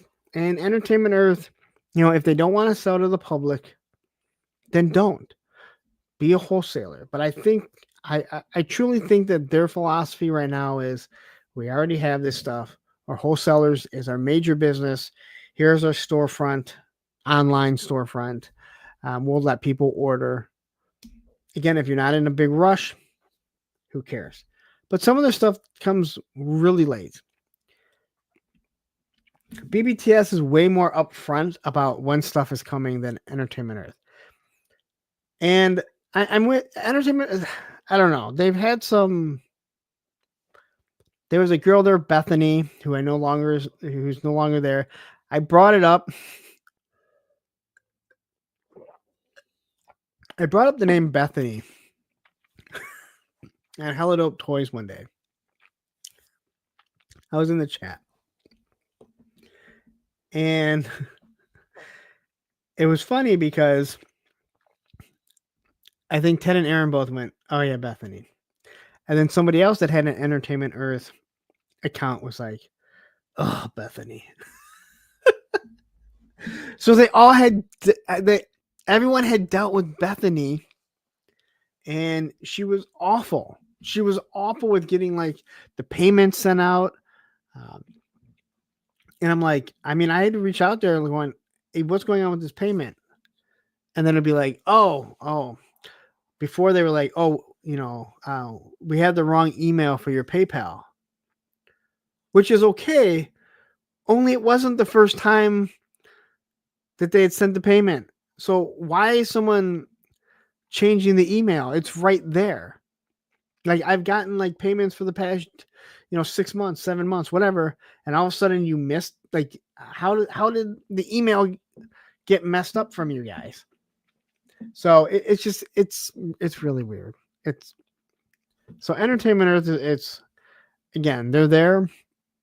They're large. I don't think they're going anywhere because they are a distributor to all the mom and pop shops. But yeah. And Tech 49 says, I wonder if you want to cancel due to the tariffs, will they give you the non-refundable? That's something you got to ask Entertainment or BBTS about. I think they might because they hadn't foreseen this. So let's say with the Operation Monster Force, there was a fairly large. Random, was it you? Was it you that brought up Bethany, that you knew about Bethany? And I remember it being on Hello Dope Toys. I don't know. I think they should because this is something they weren't expecting. They have no control over it, but at the same time, they are upping the price. So, and calling it the tariff charge. So they should allow you to be like, all right, well, you know what? I was okay spending $105 on this Mezco Conan, and I was okay with putting down the $17 non-refundable. But now if it's going to be $125, I'm not okay with that. You were, you had no control. Give me the credit back. Again, I don't think they should refund your money, but say, hey, you know what? We'll give you store credit. Which, let's be honest, we're all, no one's ordering a Mezco if you're not a toy collector. So, but that's the truth behind Entertainment Earth. They have not done away with the affiliate codes. You just need the affiliate link. And I usually put them in. I actually haven't put in the past few because I noticed the price after I already had everything written out and I didn't want to go back and cancel it. And sure enough, somebody went, really? That price? And I went, yeah, well, I already have everything written down. So I just had to get the links and I hadn't noticed it till after. And I was like, I'm not deleting this. So there have been a couple that I haven't even put Entertainment Earth in because the price is so outrageous that no one's going to buy it. I mean, Maximum Hulk is $60 MSRP. They have it for $75. Which you're going, where the hell did you come up with 75? Why did you come up with 75? It makes no sense. So definitely really weird, but the thing is, every single one of us that does toy tubing has an Entertainment Earth affiliate link. It is the easiest one to get because it was really smart on their part, unlike BBTS, to say, hey, we want to have as many people coming in here buying stuff. And if we're only going to give in-stock items 10% off, no harm, no foul. And what is really weird also about it is at the beginning of the year, they had actually adjusted the commission rate to actually go up. Of course, that was before the tariffs. So I don't know if this was due to the tariffs or if this was something they had coming. Maybe that's the reason why they decided to up it, because they knew they were going to be doing away with this. So, well, they've already said they are not charging anything differently. They've already collected the money. But also, by the time that dragon hits, hopefully these things they've come to a resolution by then. And I think that's what most people are anticipating. Operation Monster Force, I don't know if you were here at the beginning. I mentioned how they've said that, hey, these next waves are going to be done in the next month or two, but we're not shipping anything until these tariffs come to a resolution. Because unfortunately, Operation Monster Force, Fresh Monkey Fiction, Big Bad Workshop, your price is already really high. Now you're making some great figures, but your prices are already really high. And believe me, there are people that don't like you, Bobby Valla, who have pointed this out, who says, hey, I've gone down in price. You have raised your prices and you've only released one figure or one wave of figures. And he's not wrong. That's the problem, that he's not wrong. Now, I'm not saying that maybe theirs didn't cost a little more to make, but they're, a $10 price difference. And you don't get that much more, if you even get more, in an Operation Monster Force than a Valaverse. So, yeah, Menhoza, yeah, exactly. They're great figures, but yes, a little pricey. And if you try an army build, and they have a lot of army builders, how much are you going to end up spending? Can you really spend $40 to army build on each figure? Where someone like Valaverse, their figures are $30. If you want a blank figure that comes with hands and one gun, no overlay or anything, I think they're 20. I think they're 21 now. Maybe they're 20, something like that. They went down too, which is great if you just want a basic buck, and maybe Operation Monster Force is supposed to have their own kits. So you want to buy their kits, and you're like, hey, I can buy this, and my figures are actually still going to be cheaper. So, not Rachel. I agree. Already pricing. I'm okay if they don't ship for a while. It's, and see, this is where I'm on that, like, that type of stuff does very well for the channel. Well, that doesn't. Classified does very well for the channel. So where I'm like, give me some stuff. I also am the same boat of, I'm kind of okay if you wait. The problem is, just remember, guys, if everyone decides to wait till these tariffs are lifted, there's going to be so much product. Not only that, is there so much product, those shipping ports are going to be packed, and not just with toys, with everything else. They are dead right now. So when that stuff starts shipping, everything starts shipping, and then you're going to have a backlog of everything. And Ed says, I'm all in Operation Monster Force, but not army building. Too pricey for that. No, and Ed, like, if you're all in on Operation Monster Force, and I said the same thing about Classified. If you're all in on Classified, you buy one of each figure, you're technically starting to army build. If you buy one of every Viper for G.I. Joe, you're army building Vipers at some point. There's a 3-pack. There's the Crimson. There's the regular one. There's the Tiger, or the Python Patrol. There's the retro one coming. You know what I mean? It's like you're army building them, whether you're trying to or not. But yeah, so and Tech says all domestic figures are too pricey. I guess it depends on how you look at it. How are they domestic? They all come from. How are we calling any of these things domestic? They're all coming from China. We know this now. What just says they all need to take a lesson from Hasbro and just give us flight patches that we will be okay with the price. Exactly. Every new figure should come with a patch.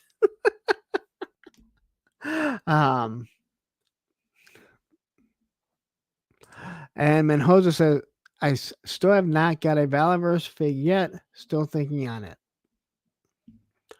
They are good figures.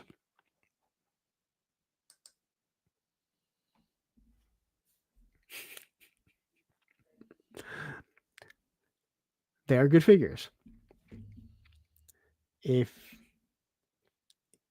what the owner says and how he acts doesn't bother you, then support it. The figures are good. Johnny Reno says, I've been army building big Vipers since 1986.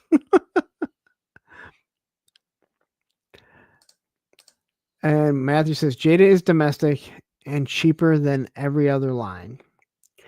And again, that goes to like something like that. That goes to what is the company's philosophy? Is your philosophy is, hey, we're still going to make a profit so we can sell these a little bit cheaper and still come ahead? Or, hey, we can make a maximum profit by selling them at this price. Hasbro also has a much bigger overhead than Jada, I'm assuming.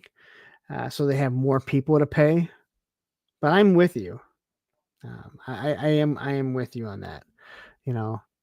But who knows how long Jada can do it too for. Ronnie Trickshot says, I don't have any Valiverse, but I'm happy to kiss his ass.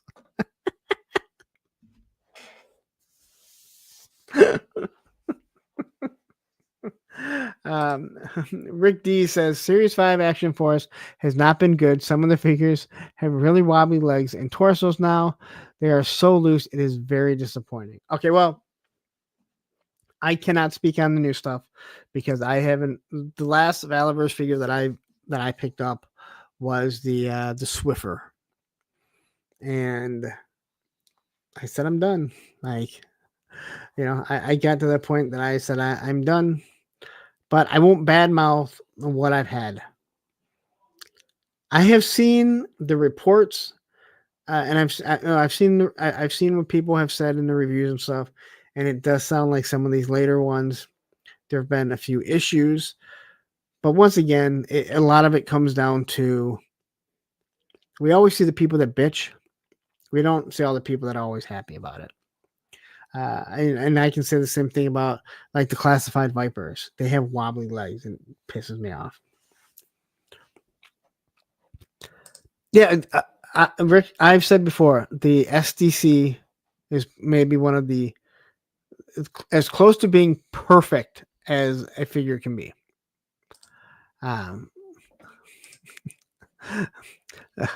And Matthew saying Rick D's because Vala didn't design it.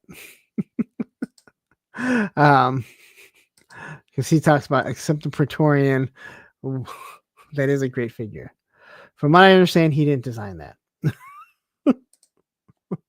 And we have Capitan jumping in as I am about to get off. So I do have to work in the morning, like so many of you. It is after midnight. Mendoza, I wish I could answer that. This is why. So the crimson legs are floppy, and a lot of you that do not have the Arctic bats, same thing, but maybe even worse. But the original bat, perfect. The Python Patrol bat, perfect. And I think even the Iron Grenadier bat, perfect. But you are absolutely correct. The Crimson bat and the Arctic bat also have wobbly, and it's very frustrating. Like they're not wobbly to the point they fall over, but they wobble to a point. So Rick D says, "Ha, he didn't 3D sculpt any of them. He said he comes up with the ideas and uses 3D sculptors." Something like that. Who knows? I mean, I hear different things, and I hear a lot of things from designers and owners of companies, and we'll never know the truth with any of these companies, for sure. But we do know that a lot of people don't design their stuff; they have other people design it, and that's just the way of the world. It's kind of unfortunate, but that's how it is. But I'm going to get out of here. Tomorrow, tune in. You can check it out right here, I think. Circle of Jerks, myself, Baldy Fox Reviews, the Island Viper, and Toy Optics. We will be live. If you don't check that out because you're like, hey, you know what? I have a life unlike you. Thursday with a friend will be plastic. It's been way too long. What's his name? Plastic Battles. It's been a long night. So anyway, thank you guys all. I appreciate all of you guys sticking around. Please hit that like button, that subscribe button if you haven't already. I'm out of here. Good night.